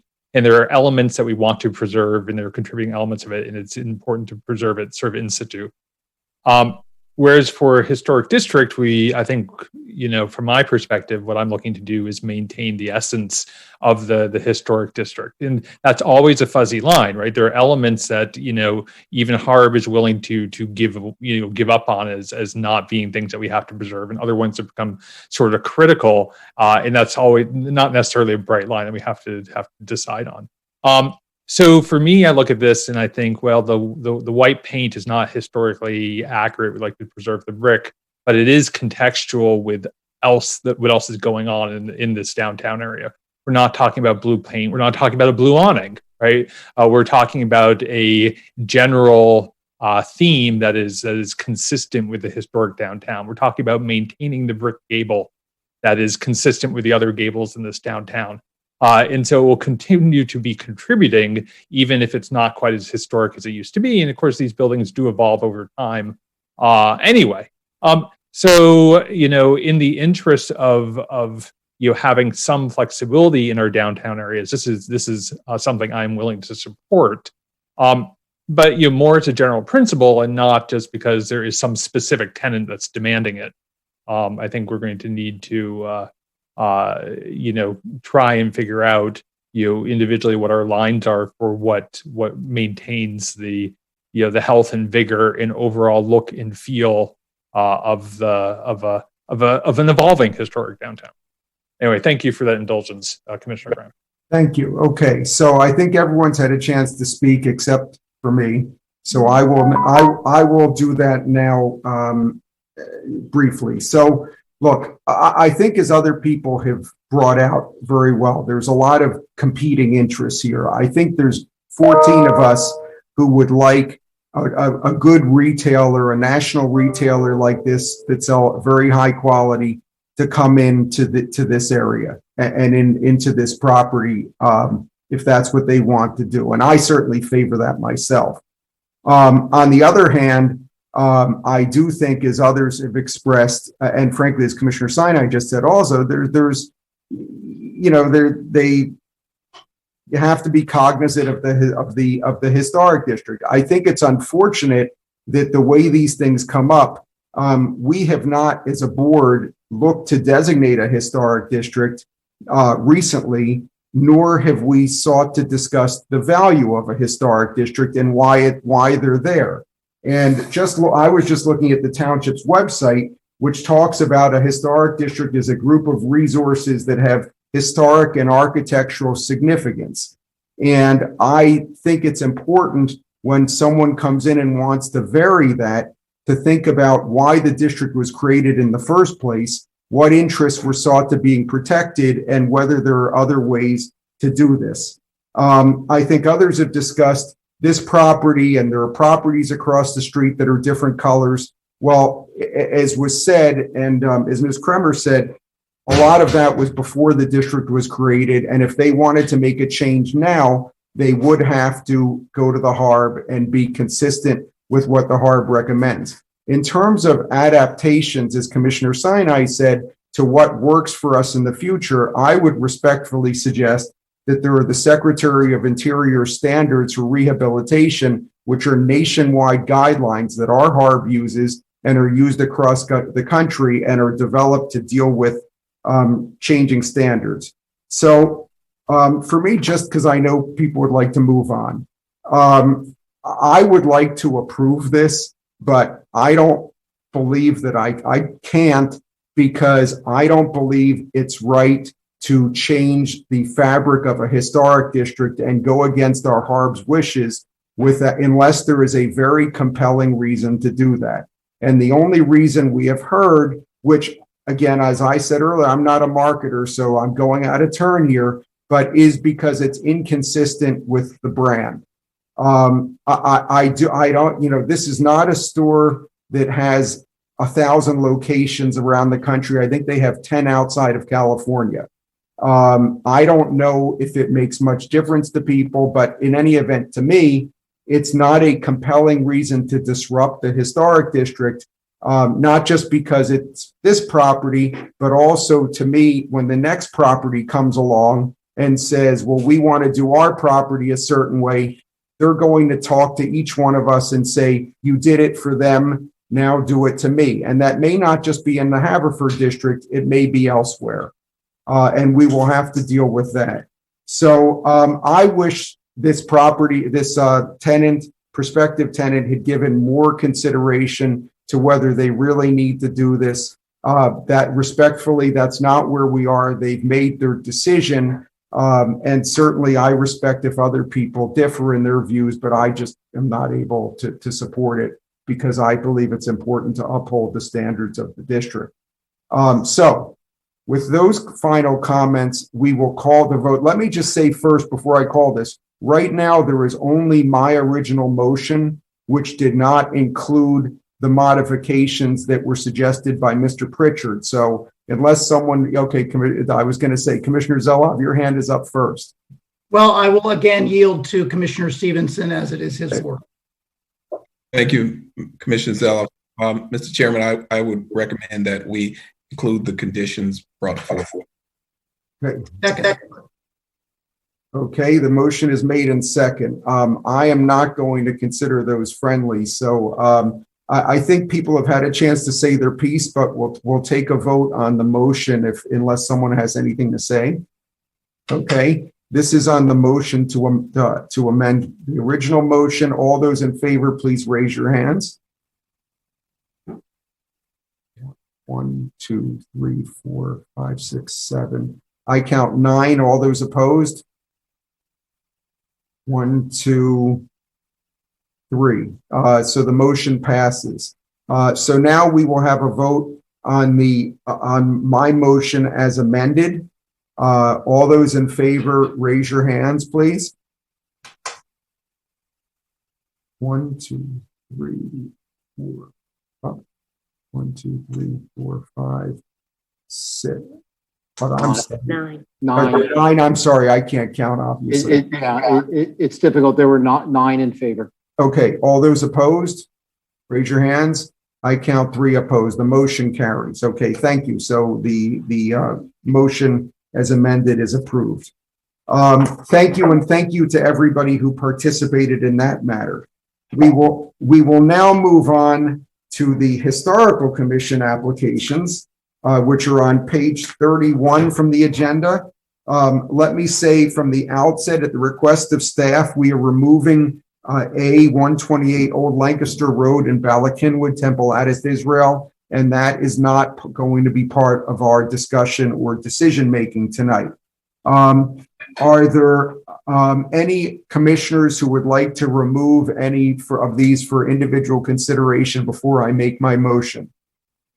Seeing none, I will move to recommend to the Board of Commissioners approval of the following applications as recommended by the Historical Commission at their meeting held on April 26, 2020 and May 3rd, 2021. 333 Thornbrook Road, Bryn Mawr, Class 2. And I'm not going to read each one. I'm just going to say as is in our materials. 39 Morris Avenue in Bryn Mawr, the Bryn Mawr Freight Station. 310 Fishers Road, Bryn Mawr, Pembroke Farms Gatehouse. 7, 9, and 11 St. Asaph's Road, Bala-Cynwyd. 1201 West Montgomery Avenue in Bryn Mawr, and 1210 Wingate Road, Wynwood, Chateau d'Arève. So motion, is there a second? Thank you, Vice President Gavrin. Are there any commissioners who want to comment on any of these? Seeing none. I see no written public comment. Is there anyone here from the public who would like to say anything? I don't see anyone. So we will move to a vote. All those in favor, please raise your hands. 3, 4. I see 12. Any opposed? None. Any abstentions? Okay, so the motion passes unanimously. The next matter is on page 67 of our agendas.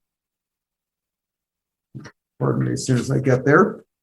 This is to page 66, actually, I apologize. This is to consider adoption of resolution adopting goals for planning Lower Merion's transition to a carbon-free energy future. I'm going to call on our township manager if I have some initial remarks. Yes, Commissioner Grimes. The board a year ago in May of 2019 asked our Environmental Advisory Council to prepare a sustainability plan that included carbon reduction from the township. And the EAC has been working on that project since that time. And they are nearing a point where they will have a draft of an actual plan and have actually circulated it to our EIC members and to some staff and amongst themselves for comment on a rough draft. But in addition to that, and along with that plan, the EAC has suggested that we adopt a resolution setting some target goals for carbon reduction in the future.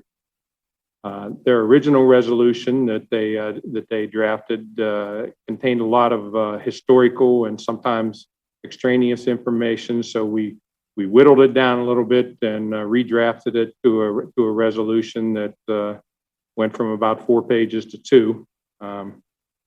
But the real gist of the resolution, beside the historical information in the whereases, are the 5 points under the now therefore. And those 5 points are the sort of goals that you would be setting if you adopt this resolution this evening. Goal number 1 is more efficient use of energy in township operations. Goal number 2 is conversion of township owned and operated buildings, facilities, consistent, or rather, where possible, to electricity generated from non-carbon sources. Goal number 3 is conversion of the township's fleet, where feasible, to electric or other zero low emission vehicles by 2040. Goal number 2 was by 2035. So we're setting time frames for objectives. Goal number 4 is conversion of the township owned and operated buildings and facilities equipped with HVAC systems to be powered by carbon-free energy where feasible by 2045. And then goal number 5 talks about encouraging the entire community using the township's marketing forces, regulatory authority where possible, and actions by the federal and the state government to encourage all businesses and residents and to go to carbon-free energy. And again, set some timeframes.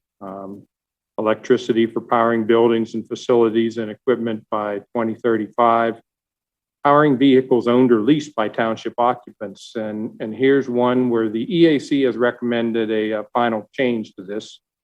It was originally drafted and in your agenda packet as by 2040, and they have suggested considering the status of the market and future abilities of equipment to extend that to 2045. Powering HVAC systems by 2045. Finally, the last section, the be it further resolved, talks about who should do this, and the EAC has recommended a minor change here. And these changes were circulated to you by Township Secretary Jody Kelly.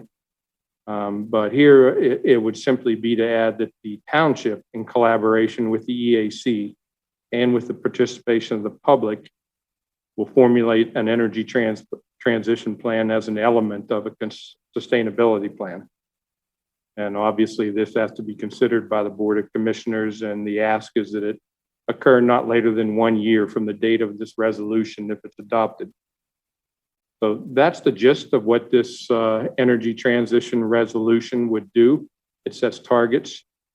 I would point out that just about all of the things where it's a concrete objective, it does have the caveats where feasible, because we all know we need a lot of things to happen in the future to make some of this equipment feasible for our operations. So again, the caveats are there. A resolution is setting a policy or an objective, and that's what the Board of Commissioners uses a resolution adoption for. It's not like an ordinance where it's a law. It's a stated policy and objective that you would be adopting if you proceed with this resolution and with the changes requested by the EAC, which I think are good ones. And I'll stop there and see if I can answer any questions. Okay, just so we, thank you, Mr. McNeely, just so we have something to talk about, and we'll go back. I am going to move that we adopt the resolution as set forth and amended by the township manager, adopting goals for planning Lower Merion's transition to a carbon-free energy future. Is there a second? Thank you, Commissioner Courtney. Okay, does anyone have questions for Township Manager McNeely before we move on? I see none. So, Commissioner comments, questions? President Bernheim. Thank you very much, Commissioner Grimes. And I'll be ever so brief, but I would have believe I'd be remiss if I just didn't acknowledge the work of the EAC and others in putting this together. As Manager McNeely referenced, the EAC submitted a fairly well thought out resolution for us, and along with Vice President Gavin and Commissioner Courtney, our manager, and some guy named Duncan, we met for a period of time and asked our manager if he would be kind enough to try to condense this in something that's a little bit more, in the format of resolutions that we normally have. And I think our manager has done a spot-on job of grabbing the essence of what was put together by the EAC, and it's very well done. And, keep in mind, this is a resolution, which is different than legislation, and we'll have these issues coming before us in substance in due course of time. But the only true purpose of my comment was to, thank the EAC members of our board that have worked with them as well in bringing this forth. So thank you. Thank you, President Bernheim. Commissioner Courtney. Thank you, Commissioner Grimes. I want to echo President Bernheim's thanks to the EAC. They worked hard on this and put a ton of thought into it and tried to make sure it was representative of our community. I also we received some comments today, some public comment on this today that was specifying some amendments that were requested. I've met with members of the Ready for 100 to talk about this resolution and whether it qualifies, and they have told me that it does. So this would effectively make us a Ready for 100 community. And their preference would be that we would address those requested amendments in our sustainability planning process, which I think our Sustainability Steering Committee has already taken up. So I do want to thank those members of the public for giving that input and as well. And I'm not going to repeat my speech from Earth Day. I'm sure you all remember it, and things I've said multiple times. I was, however, on the Southeastern Pennsylvania Ready for 100 website today. 36 different communities in our region have already passed resolutions like this, and I won't read all of them because that happened a couple weeks ago, but I do want to read 7 of them. Philadelphia, Narberth, Conshohocken, Upper Merion, White Marsh, Haverford, Radnor. Now, why those 7? Those happen to be all of our neighbors. Every neighboring community to Lower Merion has already passed a resolution announcing themselves as Ready for 100. And I think it's time for us to join our neighbors. We have the resources and the community support to lead in this effort, but we're still playing catch up.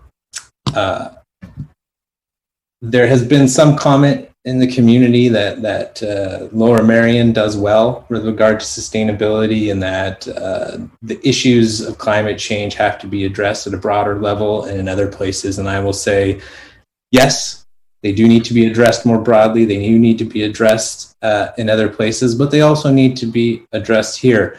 For Arbor Day, my wife got me Bill Gates' new book, How to Avoid Climate Disaster.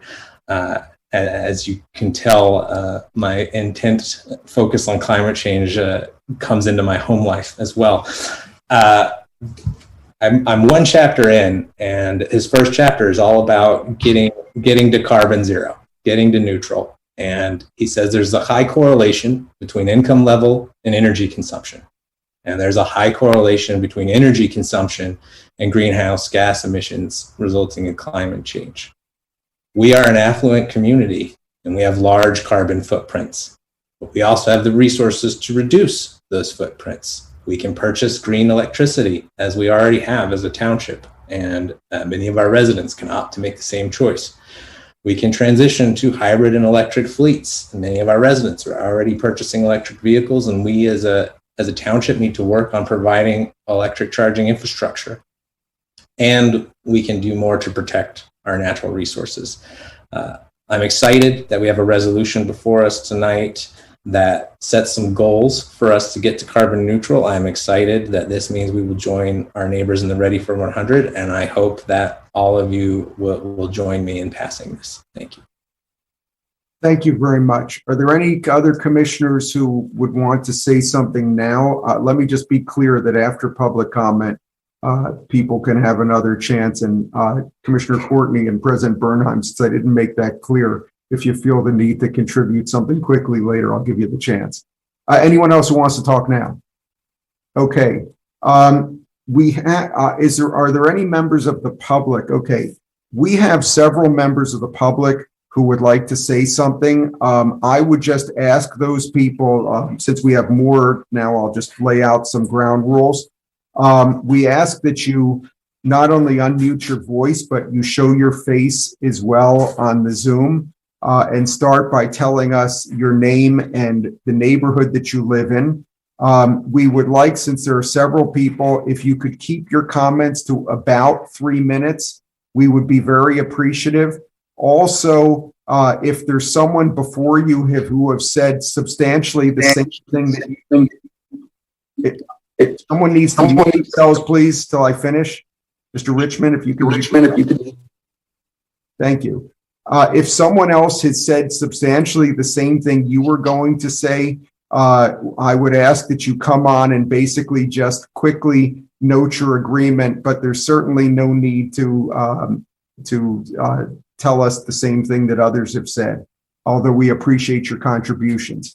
So having said that, all of that, why don't we start with Mr. Richmond, since I saw you first, if you would unmute yourself.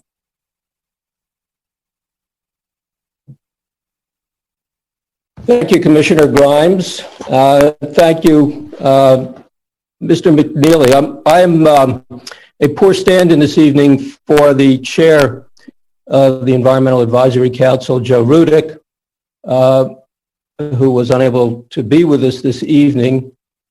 But you have the benefit of Joe's comments that Mr. McNeely appropriately summarized. And if I understand correctly, the motion that is now before the board incorporates the amendments that Mr. Rudick recommended in his comments on the staff's proposed resolution, and that is, so it would incorporate the concept of the energy transition planning be conducted jointly with the township and with public participation.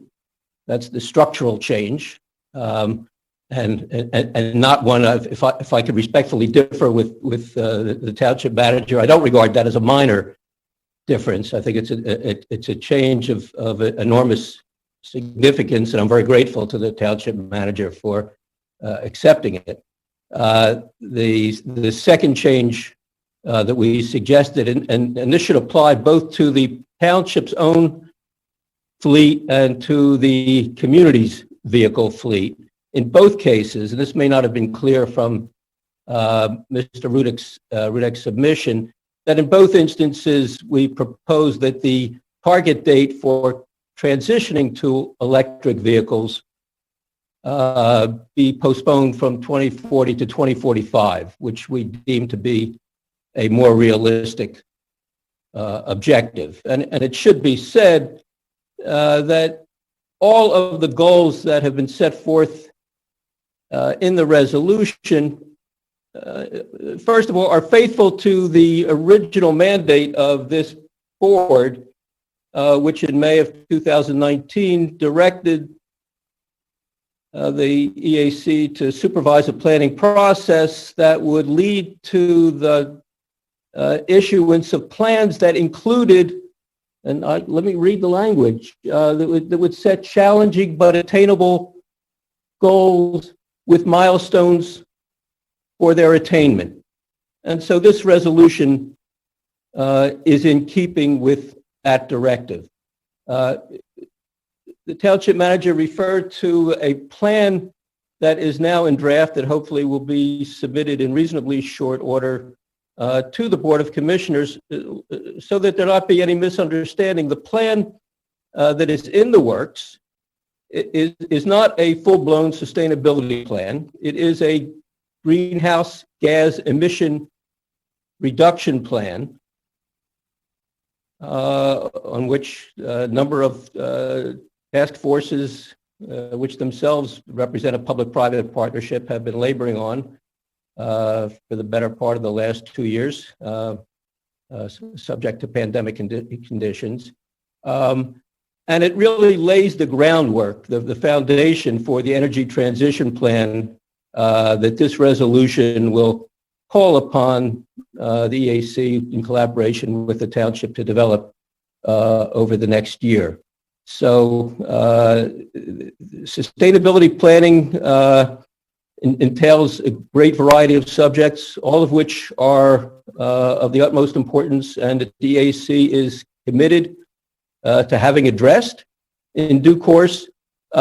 It's difficult to do everything at once, and we're hoping our effort is to proceed in an orderly way to do one thing right the first time, so we learn from the process, and hopefully it will provide a template for future endeavors. So I'm grateful to township staff, township manager for his assistance in getting us to the point that we are now at, and I ask the board to support the resolution. Thank you. Thank you, Mr. Richmond. Ms. Winkler, why don't you go next?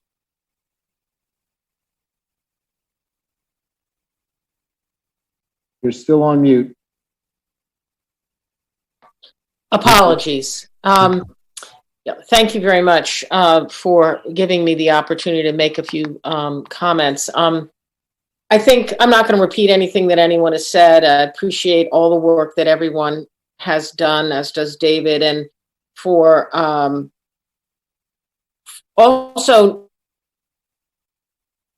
I hope, for the willingness of this board to support not only the passage of the resolution, but for the work ahead of us to once the resolution is passed, because it really does envision a transformation of the community in whole over time to clean, renewable, carbon-free energy. And, you know, I think as we do this work, we need to recognize that we are in a climate crisis, and bold, large measures are needed, both at the government, all the levels of government, and science, business, and industry. We won't be doing this alone. There will be, I think this is one of the great challenges to mankind ever. And hopefully, as we all put our shoulders to the grindstone, we will get there. But as Commissioner Courtney said, it's really urgent that in Lower Merion we do our part, because simply by the virtue of our enormous wealth and consumption relative to the average person on the planet, we've contributed to the climate crisis disproportionately to our population. And as I reflect on that, I think one of the things that we've learned during this past year of COVID is that sometimes less is actually more. I've really come to appreciate some of the parks and amenities right here in Lower Merion, and have done that on my bicycle and walking, and with a zero carbon footprint. But one of the things that hasn't been talked about very much, and was something that was dropped from the language, that I want I think it's very important as we all move forward for us to hold close in our thoughts, which is we have a need for these solutions that are brought both at the federal, state, and local level to be equitable and just. All the mainstream environmental groups have now embraced the concept of environmental justice, of the environmental justice movement, which seeks to achieve economic, racial, climate, and environmental justice to improve not only the public health, but the well-being in all manners of all communities while we're tackling climate justice and climate change. So frequently, it's the most economically disadvantaged communities, tribal communities, and communities of color that are exposed to the highest levels of toxic pollution, air pollution from greenhouse gas emissions, as well as the most vulnerable who are exposed to the most powerful storms and floods, intense heat waves, deadly wildfires, droughts, and on and on. So it's a change. We're going to be facing change, and change is difficult. And sometimes it's hard to see the importance of long-term planning and investment when we are, so focused on low taxes and our community's immediate needs. And it's also hard to think about the impact we are having and have had on those who are more vulnerable, and also on the future generations, because this impact is we can't see it directly, but we know it's happening. So I just want to leave you with thoughts from a book that I recently finished. If you could sum it up, please. Sure. At 2 minutes. It's called The Good Ancestor. And the idea is for us to rise up and think of ourselves as a good ancestors, and to think and plan in the long term, and to undertake something that the author calls cathedral thinking, which is people who built cathedrals knew they would never be completed in their lifetime or even in the lifetime of their grandchildren, yet they were compelled to a bigger vision. And this is our moment for addressing the climate crisis. And it's going to be hard, but I think we have the ability to do it. So thank you. Thank you. Thank you very much. Before we take the next speaker, I'll just remind people that I'm not holding fast to 3 minutes, but I would ask that you respect that boundary. I'm not comfortable cutting people off or asking them to wrap it up. So if you could just be more cognizant of that. Ms. Melvin, why don't you go ahead? Thank you, Board of Commissioners and Township staff, for working so diligently for the people of Lower Merion Township. And thank you to the EAC and so many on this board who have studied and worked so hard to get Lower Merion ready for net zero carbon 100% renewable energy. I know by approving the resolution, you truly care about your children and grandchildren, the future of this planet. I'm proud to be from Lower Merion, a net zero carbon ready for 100% renewable energy compliant community. Like other net zero carbon ready for 100% renewable energy compliant communities in the Delaware Valley and throughout the United States, our children will have cleaner jobs, breathe cleaner air, and drink cleaner water. By adopting this net zero carbon Lower Merion ready for 100% renewable energy resolution, you have created a clean legacy for Lower Merion Township. Thank you. Thank you, Ms. Melvin. Next, Ms. Wright, are you looking to comment? Yes, thank you, Commissioner Grimes. Can you hear me okay? Yes, please. All right. I would also like to echo my appreciation to the Board of Commissioners and to Township staff and the Environmental Advisory Council for taking on this really important topic and resolution and putting forth a plan to go forward. And basically echo what everybody else has said. This is a first step. I'm so very pleased that the board is situated to pass this resolution and to make progress going forward to a more fulfilled and complete sustainability plan. And I just very much appreciate your efforts. You work, I can't even believe how hard all of the commissioners work over the last 3 or 4 years. As I've been sitting in board meetings, I've come to appreciate the efforts that everybody puts into this.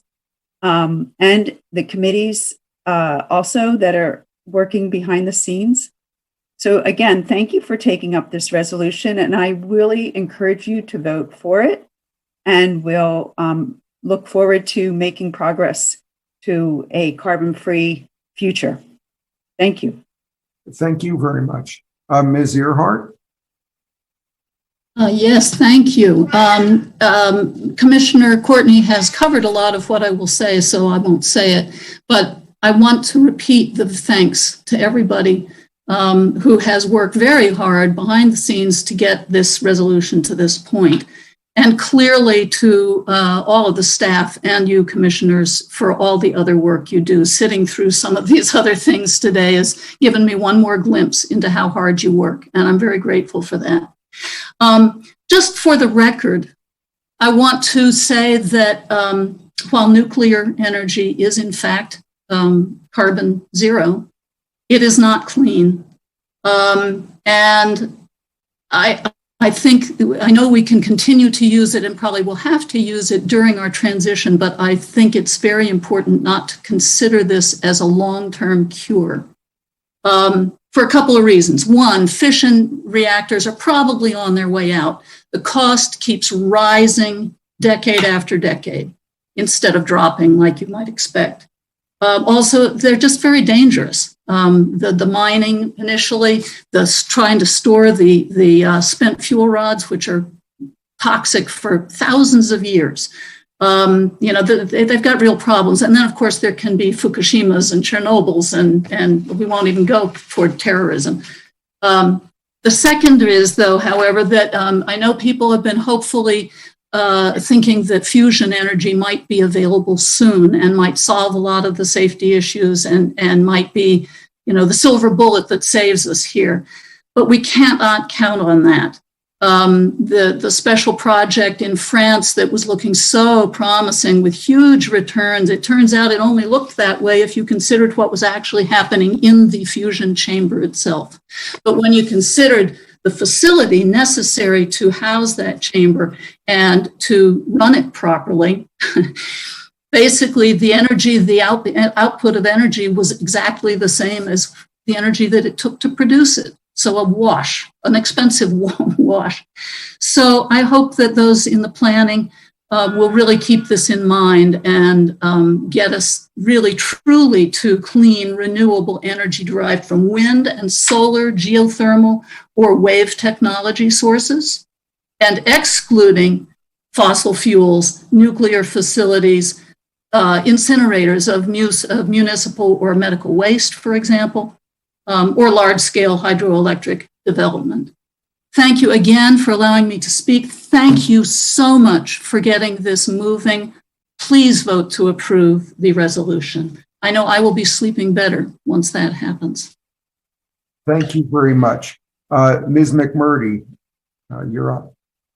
Thank you. Thank you for your time and your hard work on bringing this issue to the table, and I appreciate being able to speak this evening.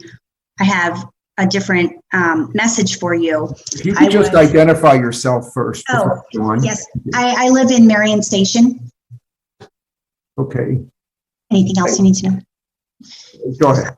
Okay, so about a month ago, I was listening to a Zoom over dinner with the kids about climate change. What is climate change? It seems so ethereal, right? But surprisingly, my 16-year-old was actually listening because he shocked me when he asked the question, Mom, will we die early as a result of climate change?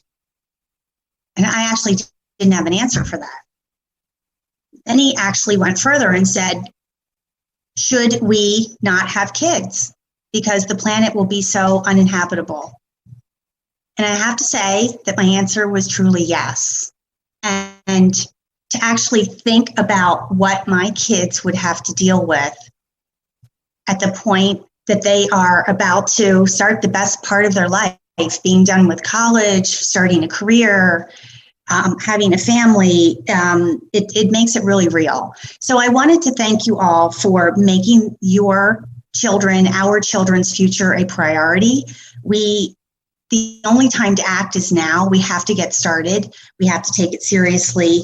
And you are in such an important position. As adults, every day, we are all tasked with decisions, and decisions that will either improve or degrade our environmental situation. And as key decision makers for our township, you are sitting in a very important seat at the moment. So thank you. Thank you very much, Ms. McMurtry. Is there anyone else who is offering public comment? I don't see anyone. Okay, so let me note, by the way, thank you to everybody who offered public comment. We really do appreciate your taking time to offer your thoughts. I do have written comments, which we received by email, which will be entered into the record. I'm not going to read them all, but I am going to read who sent them, and in general, what the flavor was of their comments. We heard from Nancy Lee Berge of Ballackinwood, who asked us to support the resolution with certain amendments that she had provided, and I think that Commissioner Courtney discussed a few minutes ago. Phyllis Blumberg in Ballackinwood asked us to support the resolution. Nancy Chernett in Wynwood support the resolution. Sandra Chukrun in Penn Valley asked us to support the resolution with the amendments, which I believe are the same ones that Ms. Berge provided. David and Tamara Clements in Marion Station support for the resolution. Arthur Gershkoff support for the resolution with the amendments. Stacy Griffin in Wynwood support for the resolution. Julia Keene, K-I-E-N-E, I apologize if I mispronounced, support for the resolution. And Dan Sutton in Wynwood, support for the resolution with the amendments that he provided. So those were the written comments. We will now move to commissioner comments. Are there any commissioners who would like to say anything at this time? Commissioner Kramer, please.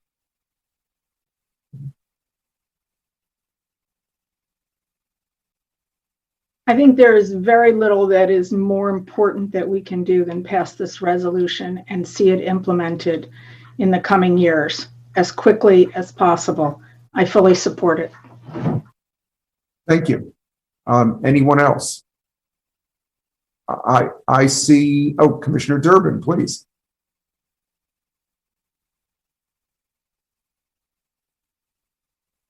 I don't want to repeat what other people have said, but I fully support this, and I'm really delighted that it's been brought forward for us to vote on and to implement. And thank you for everybody who worked on this. Thank you, Commissioner Durbin. Commissioner Sinai. Thank you, Commissioner Grimes. I will also be brief. Many members of the public thanked the board and the EIC for their hard work on this, and I wanted to reciprocate and thank the many members of the public who also worked very hard on this and have been bringing this to our attention for a number of years now. And it's a delight to have this on the agenda, and it's a delight to be able to vote on it and really underscore, at least what the view I'm sure is shared with everyone here of the intent to get to carbon free as soon as is feasible, as soon as is possible, which I think is exactly the right goal. I think getting to carbon neutrality is also important, and it's not just controlling our emissions, but also dealing with absorption and sequestration of carbon. And we can do that by enhancing the greening of the township, which is the other side of the coin, is something that we should also keep an eye on. And I think I share Ms. McMurtry's experience that our children are much more cognizant of this than we are, because they will be living this. We're not living this. And the big gift we can give to future generations is to get on the ball now. And I thank everyone who worked very hard on this to give us this to vote on. Thank you. Thank you. Anyone else? Seeing none. Okay. And I will I'm not going to repeat what others have said, particularly Commissioner Sinai, because he said what I would have said. But I also would want to recognize and thank our staff, the EAC, and the people who've commented tonight and others who helped construct a draft resolution that is so on point that it has required very little discussion and amendment tonight, which on something of this magnitude, I think is fairly rare, but it shows I think they did a good job. So with that, I will call the vote. All those in favor of the resolution, please raise your hands. 7, 8, 9, 10, 11, 12, 13, I count 14. 14. Yeah. 14. Any opposed? Any abstentions? Okay, the motion carries unanimously. So thank you to everybody for that. The last item on the agenda is our Building and Planning Director's report.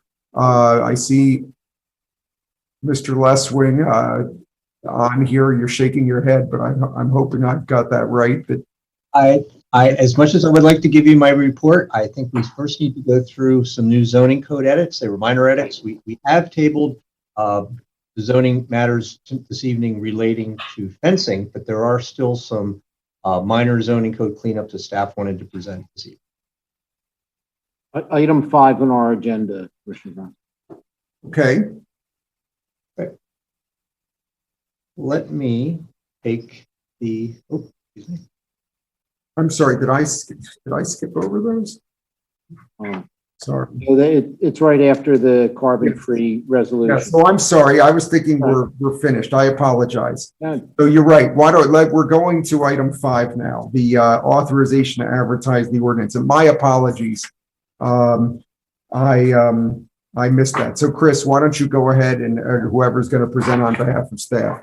This is on page 69 of our agendas for those who need it. Commissioner Grimes, we certainly appreciate you trying to make the meeting shorter whenever possible. But let me take you through this item. So I'm sharing my screen tonight and just wanted to summarize what these amendments that staff are bringing for you tonight. Every 3 months or so, staff has been bringing forward a series of what we're calling minor cleanups to the zoning code.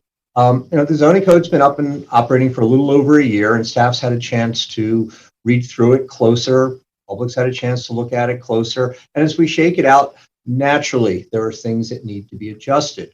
We always anticipated this, and this was just part of the process of adopting the new code when we did. You don't really know what you have until you start to use it. So we've had two rounds of these edits, and staff's now bringing forward what we consider the third round as we start to get into different sections of the zoning code. Let me summarize what these changes are tonight. The first is some changes to the definitions relating to accessory buildings and clarification of the front setback. We are also bringing forward some changes to the predominant setback, clarifying where these are appropriate and where predominant setbacks are not appropriate. Clarifying the height standards in the LI and the Rock Hill Road ordinance, bringing forward some separation requirements for gasoline dispensing pumps in residential uses, and then also making sure to put back some minimum parking requirements for minor home occupations. All of these are things that are relatively straightforward, but let me take you through them one by one. The first is relating to accessory buildings. As many of our commissioners are aware, for some reason, we're not exactly sure, but there has been an explosion of tree houses in the community. There have been some shows on cable television about very creative ways that people can build tree houses. I think some of our residents have a lot of go-to with them and attempted to do this. But the idea of a tree house where you put a couple pieces of wood onto a tree and you build a little fort, and then it kind of went away after the kids grew up, has changed. Tree houses have become real houses in trees, and they're not regulated. So what we're looking forward to doing tonight is to bring something forward to make sure that a tree house really just functions like any other accessory building on the property. We felt those were the appropriate standards for accessory buildings, and if a treehouse is going to act like a building, it should be regulated like an accessory building. So we're bringing forward clarification to the definition of accessory buildings to add tree houses or playhouses to the definition of accessory building. That would bring them in line with their setbacks and with the maximum height that they would have.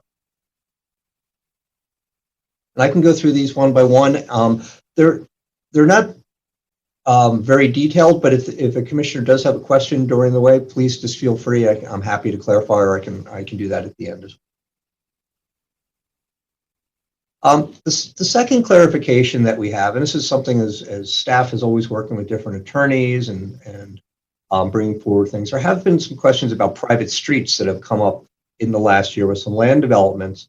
And as we looked at the definitions for setbacks, we realized that private streets were not included in that definition. And I think it was always assumed that it would apply to private streets. We needed to add that back in. So staff is recommending in the definition of setback front, that the setback also include reference to private streets as much as public streets.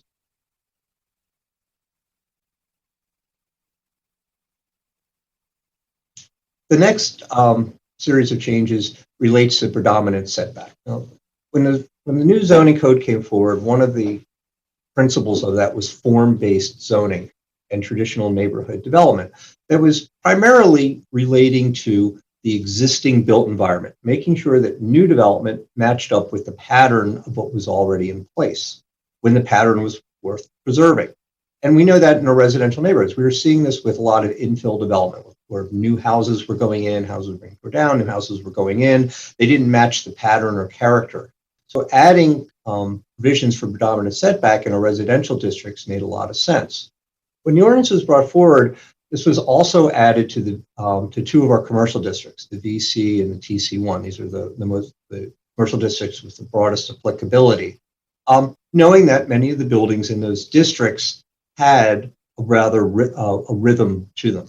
As we started to work this through, and we've had a lot of activity and redevelopment interest in our commercial districts over the last year, we've looked at this provision and we realize it doesn't necessarily apply as well to the commercial districts as it does to the residential districts. Residential districts, this works just fine, but in our commercial districts, it's maybe not the pattern that's as important as the width of the streetscape.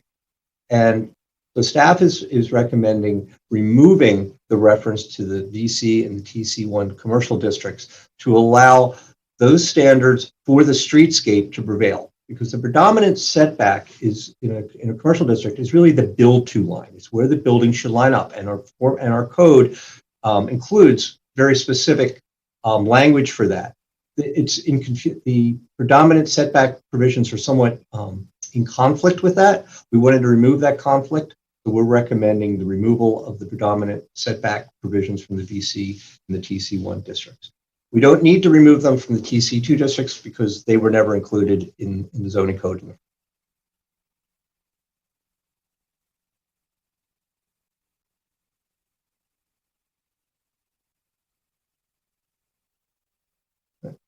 As we've been working through the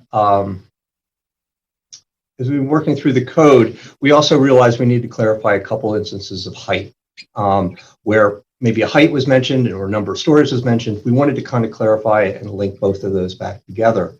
In the LI district, which is the light industrial, the former M district down along the Schuylkill River, buildings are permitted to be 10 stories high, but there was no maximum height to that.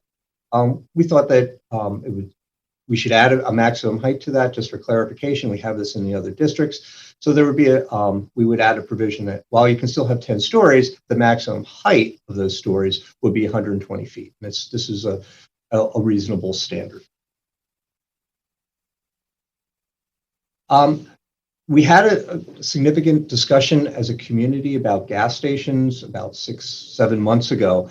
And in that, staff took a lot of notes. And one of the things that came out of that discussion was the concern and the health concern of a new gas station near residential districts.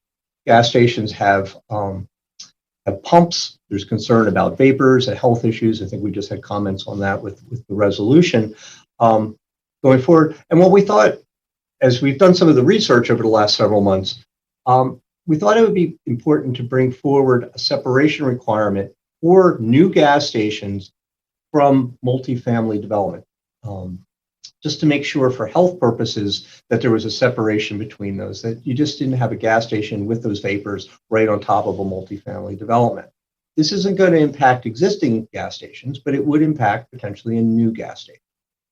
So we're suggesting a 200-foot separation from the gas pumps to the new dwelling of a multifamily dwelling. We've researched this. Charlie Doyle, who's on the call this evening, Charlie is our new Assistant Director of Building and Planning, did a lot of the research. He was familiar with this, and it was certainly a great contribution on his part to bring this forward.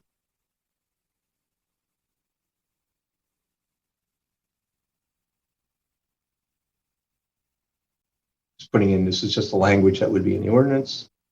And then we also have a cleanup in the Rock Hill Road district, as we've been looking at Rock Hill Road. We realized that there had been a maximum cap of stories, but not of height. We wanted to bring this back in line to make this a maximum of 5 stories, but then make those 5 stories 65 feet. This seemed reasonable and appropriate. So we're bringing that in as a clarification. And then finally, the new zoning code, as the old zoning code, it permits minor home occupations. The previous zoning code required 2 off-street parking spaces for a minor home occupation. That was removed with the new code. There is no parking requirement. And a minor home occupation is something that can occupy between 9 a.m. and 9 p.m. in the evening. 4 visits per day. It's very small traffic. It's something like a therapist in a residential neighborhood.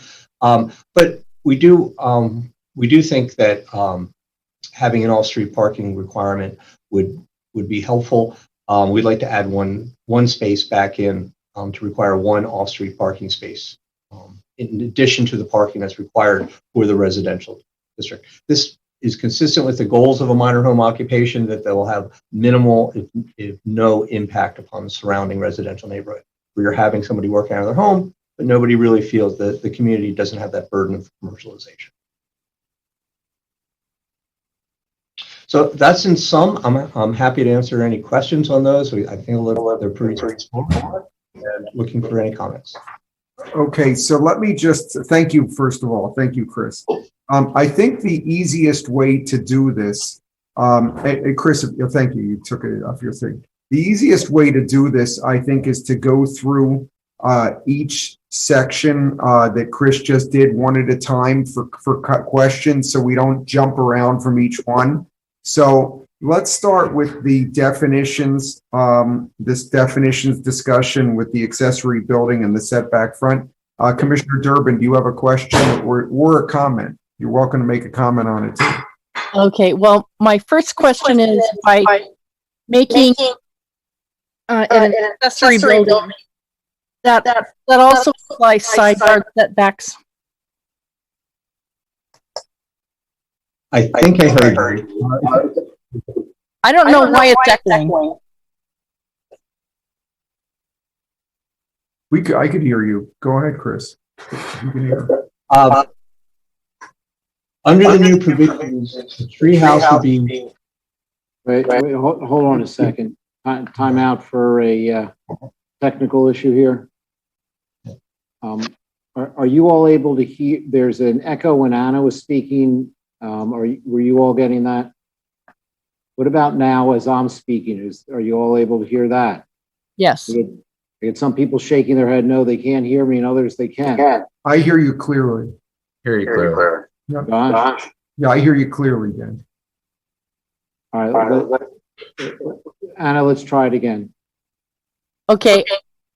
It still seems to be echoing. Does anybody have We can hear. We could hear you clearly, though, Anna. Okay. I just wanted to clarify with the treehouse playhouse, making it an accessory building, does that mean that the side yard setbacks will also apply? Correct. The side yard setbacks for accessory buildings, much like a shed or any other accessory Good, building. because one was built in our neighborhood that was like right up against the fence. And unfortunately, it wasn't a building at the time. So, all right. That's all. My only question on that. Thank you. Thanks for making that change. Thank you. Anyone else have any questions, comments on the definitions? Okay. Seeing none, we'll move on to predominant setback. Does anyone have questions or comments on predominant setback? I see none. How about the minor home? Am I skipping a page? I'm sorry, I was about to skip again. The clarifying the maximum height. Questions, comments? Seeing none. Regulate gas station uses. Commissioner Durbin.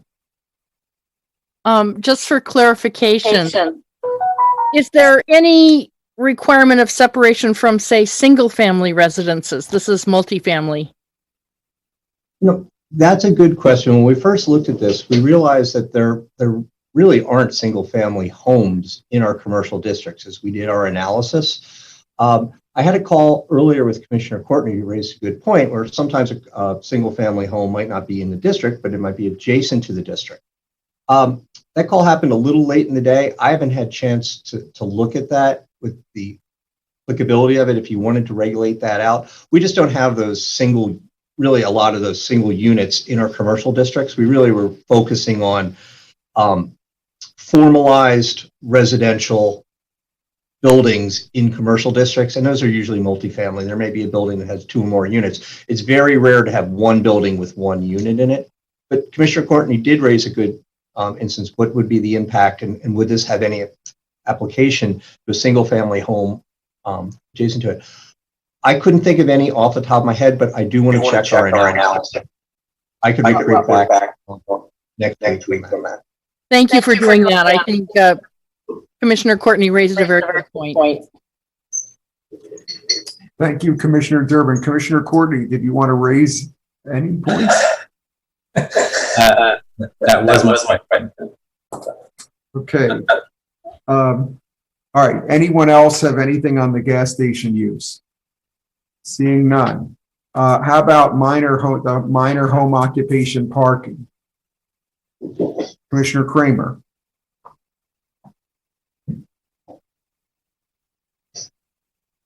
I have some concern with this because we do have some areas of the township where houses don't have off-street parking. And if you put this requirement in,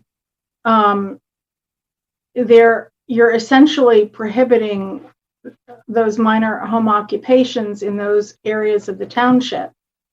I also would like to know how this would affect people having minor home occupations who are living in, for example, apartment buildings, where they're not going to be able to provide their own off-street parking. I thought that the purpose of the zoning code was to really to make it easier for people to have home occupations in recognition of the changing patterns of people working from home, and particularly as we've seen during the last year during COVID, with many more people working remotely. So I would like to have some clarification on the impact this would have.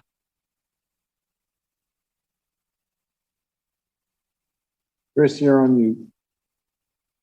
We did consider the impact of this on some of the denser residential districts that we have where you don't necessarily have the opportunity for off-street parking. Some of those districts, and if not all of them, do have access near to public parking. You may have to walk a block or so. It may not be in front. The complaints that our zoning officers has had that have brought this about have been from those denser districts. In areas where there is shared parking, there is resistance to further sharing that parking. When people don't have parking on their own block, they're very concerned about commercialization of parking. And there are areas in Ardmore, south of Lancaster Avenue, that there's always concern regarding overflow from the commercial district in those residential districts where those neighbors don't have their own parking. Making those matters worse is something that was brought to the zoning officer's attention. Regarding apartments, I don't think we had actually considered that. Some apartments have guest spaces. I think it's something that I think we'd have to go back and look at a little bit further. I don't have a great answer for you right now.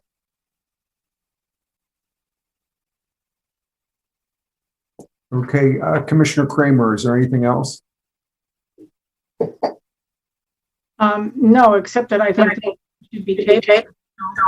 I think the issue as to this should be tabled until we have more information. Yeah, why don't we, Commissioner Durbin, why don't you go ahead? Well, I just wanted to ask if somebody is adjoining a commercial area and there is public parking, would that fill the need, or would that person still be prohibited from having any minor home business if they couldn't fit a parking space on their lot? We would need to add that provision in that if public parking was available within a certain distance, 500 feet, 1,000 feet, that could be counted towards that. And another question, I mean, if someone has a driveway, would that driveway be sufficient for a parking space for someone? Or are you talking about some dedicated parking space in this ordinance? No, it's a driveway. It's just making sure that the parking's just not on the street. Well, I tend to agree with Commissioner Kramer that maybe we should take a second look at this before we pass it. And to that end, the way staff has structured this ordinance, you can remove any element of it and allow the rest of the ordinance to go forward. So if this was a part that needed a little bit more work, the board, BMP can very easily just remove the section of minor home occupations, and we could bring that back at a later date. But I think the question about apartments is really a great.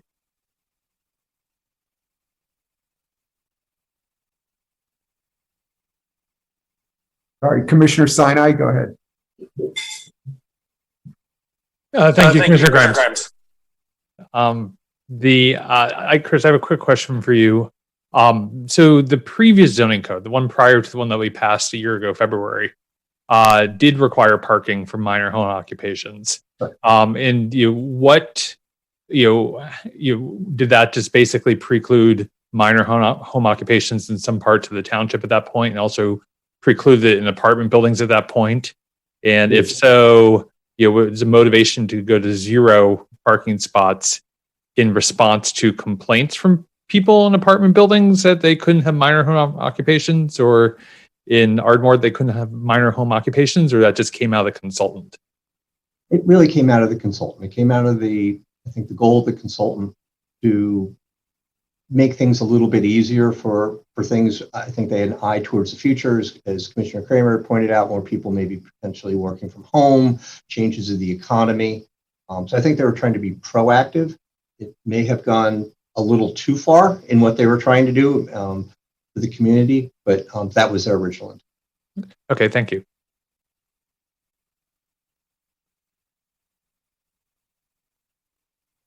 Sorry, I keep getting muted. Commissioner Zeloff, go ahead. Excuse me one second, Commissioner Zeloff. Commissioner Grimes, do you have something else besides your computer that's ongoing? We're trying to source this echo problem. When you say on streaming, for example, you put TV on. No. Ears to come each time you flip on. No, I haven't. I've been doing the same thing the whole night. So. All right, we need to find another culprit then. My apologies, Commissioner Zoll. Go ahead. No problem at all, President Bernheim. Thanks, Commissioner Grimes. I mean, I guess I have to follow up on Commissioner Sinai's question, Chris. Didn't the prior code with a requirement for 2 parking spots for home occupation work well? I believe it worked, yes. Yeah, I believe that as well. And so, we in the past have spent considerable time on home occupations and the disruption it causes to neighborhoods. And so one of the issues is parking. And so if we don't have a parking requirement for home occupation, that is more disruptive to the neighborhood where it exists. Remember, I mean, everybody knows this, but when we passed this code a year ago, nobody had heard of COVID. And so, this is not about people working at home more often. This is about people who have home occupations in which they have visitors to their home occupation. Most people working at home don't have that. And so I think this should proceed. I think that having taking it from 2 parking spaces to 1 parking space is reduction in the requirement from the prior code and does make sense. But this is a case where we had the consultants put forth sections of our code that we didn't fully understand the impact of. Thank you. Commissioner Whalen. Yes, thank you. I think that was very well said by Commissioner Zeloff. And I agree with moving forward. Commissioner Whalen, if I can rudely interrupt once again, just as a point of order, we seem to be debating the concept of tabling the parking, but I'm not sure that we actually have an official motion to do so. Well, President Bernheim, nobody's put a motion on the whole thing on the table yet. So before we take parts of it, Commissioner Whalen, you have the floor. So if you want to finish your comments, and then I'll take care of what President Bernheim. Thank you. Given an hour, I will be very brief. The only thing I would add in addition to Commissioner Zeloff is that I would be in favor of a clause allowing public parking within a certain number of feet to qualify as the parking spot. I think that would satisfy pretty much all of the concerns that I've heard raised today that would be an issue, but I cede the floor. All right. Thank you. I unmute myself and I'm getting muted again right away. So if someone could not do that, I'd appreciate it. So are there any other comments? Seeing as how I think it's likely that there will be a motion. In fact, I'm going to put the motion on the table now. I think the other section, just if someone can confirm that we've agreed needs more work, is the gas station use section. So I am going to move to recommend to the Board of Commissioners authorizing the Township Secretary to advertise for public hearing and notice to attempt to adopt the ordinance to amend the Township Code in the sections presented other than the gas station use section and the minor home occupation parking section. Is there a second? Thank you, Commissioner Durbin. So before we move on, is there anyone else on the minor home occupation parking section that wants to comment? And then the last section is the standards for the text or rezoning amendments. Anyone have anything on that? Seeing none. Okay. Is there any public comment on any of these amendments? I don't have anything in writing. I see no members of the public. So we will now go back before we vote. Any commissioners, would any commissioners like to say anything further before we vote? Seeing none. All those in favor of the motion, please raise your hands.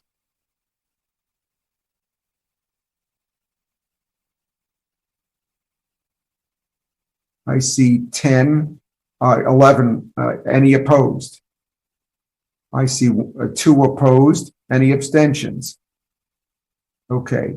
Commissioner Zeloff and Commissioner O'Neill, is this able to go on consent? Someone can, you can you're saying yes, it's okay. Commissioner O'Neill, okay, so they're saying okay for consent. Thank you. And then the other 2 matters will go back to staff for further evaluation and consideration. So since item 6 has already been disposed of, we now move to the Building and Planning Department Director's Report. Chris. Thank you, Commissioner Grant. I just have a couple matters that I just wanted to bring to the board's attention at the end of the meeting. First was earlier I introduced Charlie Doyle. Charlie's on the call this evening. He's our new Assistant Director for Building and Planning. Right now he's currently operating under my name in Zoom. We're about to get him his own Zoom name with the next month. He's already contributing. I think you'll see him more helping out with land development, and he's been really chipping in a lot. At that point, the Building and Planning Committee for the first time, or Building and Planning Department for the first time is relatively fully staffed. We're operating very well. I think we've been able to manage COVID and working remotely very well. I want to thank the commissioners for your support, getting everybody on board. It's making things a lot easier after a very tough year. With that, we have a lot of responsibilities, and there's a lot of projects that are coming forward. We're expecting a draft lighting ordinance from our consultant at the end of this week. That'll be an ordinance coming forward. Staff will get a chance to look at that, and as soon as we have that, we'll be able to start to get that in front of the advisory bodies and shake that out. That's a relatively should be a relatively tight ordinance, but I do imagine that there will be some comment and discussion needed and review by the EAC and by the Planning Commission before it gets brought forward to the Board of Commissioners. Staff is continuing to work on a number of different projects. One of these being a re-examination of the City Avenue ordinance. There's been a lot of development activity in City Avenue, and some of the fundamental roadway configurations are changing over time. Staff's using this as an opportunity after 10 years of that ordinance to make sure that that ordinance is on track and what it was intended to do. We're working with the Neighborhood Club of Bala-Cynwyd and the City Avenue Special Service District to go through a very analytical analysis of the development that's happened. Is it meeting the goals? Are we making sure that we're getting the form of the development that we anticipated? And we'll be bringing that forward. Speaking of City Avenue, tomorrow I'll be hosting a lunch and learn with the City Avenue District on open space opportunities provided by City Avenue.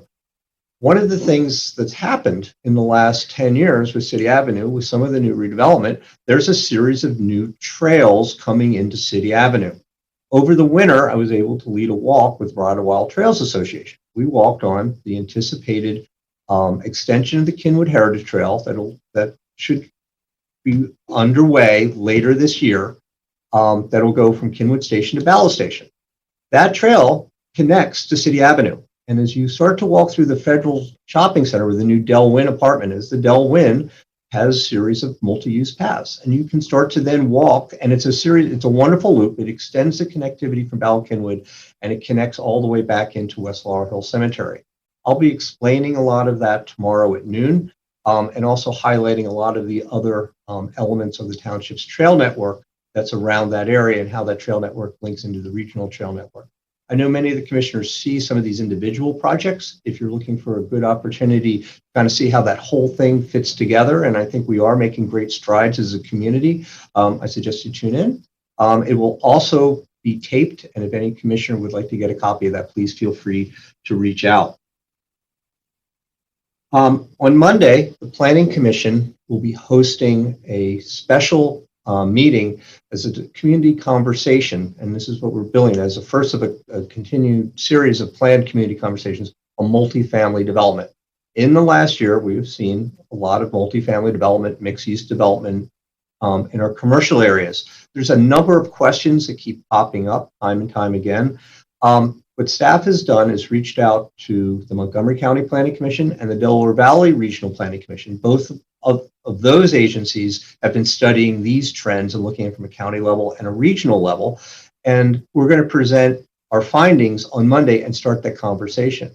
What we hope to do is to go through some of the commonalities, answer some of those basic questions of taxes, schools, traffic, its impact upon commercial areas. These are consistencies that every community in the region is facing, and it's actually their national issues. So we're hoping to have people sign up. We've already had a number of people from the community. We hope to have a great dialogue.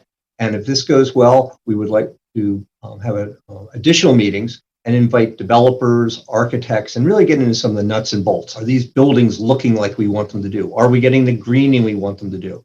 And really use these forums as a way to really move forward. The reason we're doing that is during COVID, we've gone remote. And we've had to have a series of public meetings remotely, and they've been very successful. I know the Ballard-Kinwood commissioners are familiar with the meetings we did for the Federal Shopping Center project. Those meetings had over 100 people attending them. They were incredibly civil, incredibly informative, and very productive as they went forward.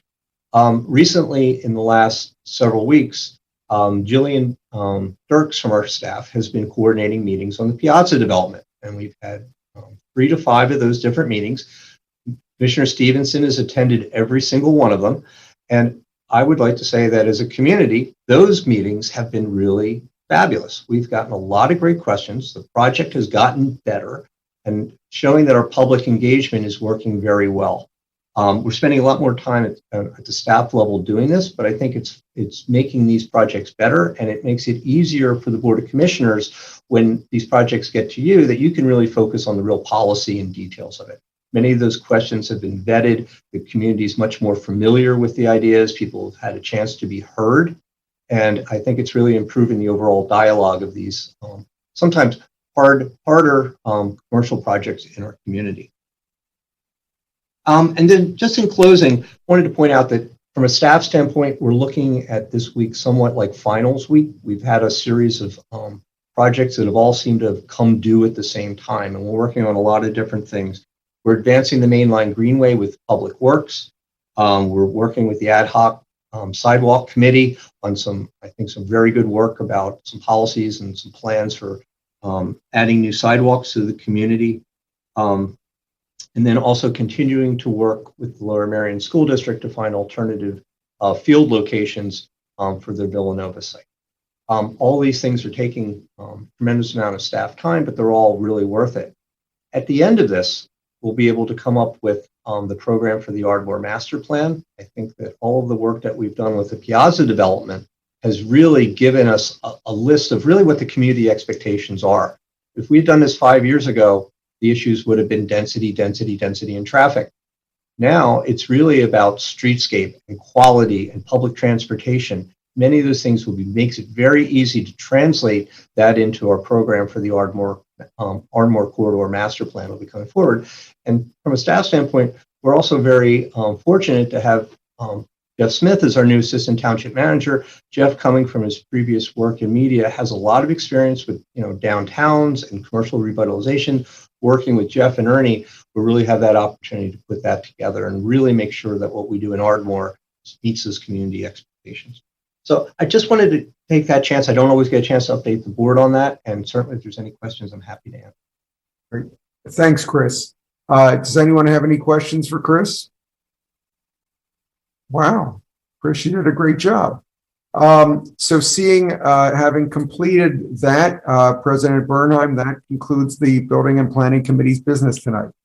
Well, speaking of great jobs, thank you very much, Commissioner Grimes. And I don't know, before we sign off, does anybody if anybody has any other new business that they quickly wanted to present? Seeing up, Commissioner Zeloff.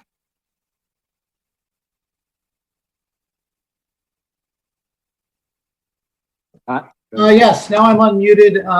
I just want to let everyone know who's listening that I had the pleasure and honor of attending a luncheon today that was is an annual event. It was hosted by the Kiwanis Club of the Main Line, and each and every year they honor and recognize a police officer of the year from Lower Merion Township.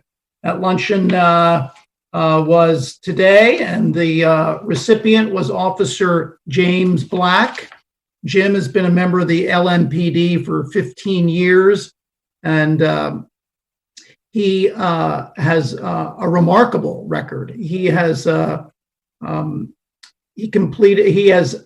for his platoon, they have they have completed, let me get this right, 18% of the arrests township-wide are from his platoon, and he has provided the documentation for those arrests. He's conducted 68 criminal investigations, resulting in 54 charges filed. That's a great ratio. And he's quite good with facial recognition technology. And he talked about that when we were at lunch. Officer Black's also been in the Air Force Reserve serving our country and truly deserving of the honor of the Lower Merion Police Officer of the Year for 2020. Thank you. Well, thank you very much for signaling that out, and thanks to Officer Black for all that he has done and all that we anticipate he will do. With that, unless anybody else has any other announcements they'd like to make, I'd like to thank everybody for their hard work this evening and wish everybody a good night. And Phillies won, Nationals won. Good night. Thank you all. Good night, everybody.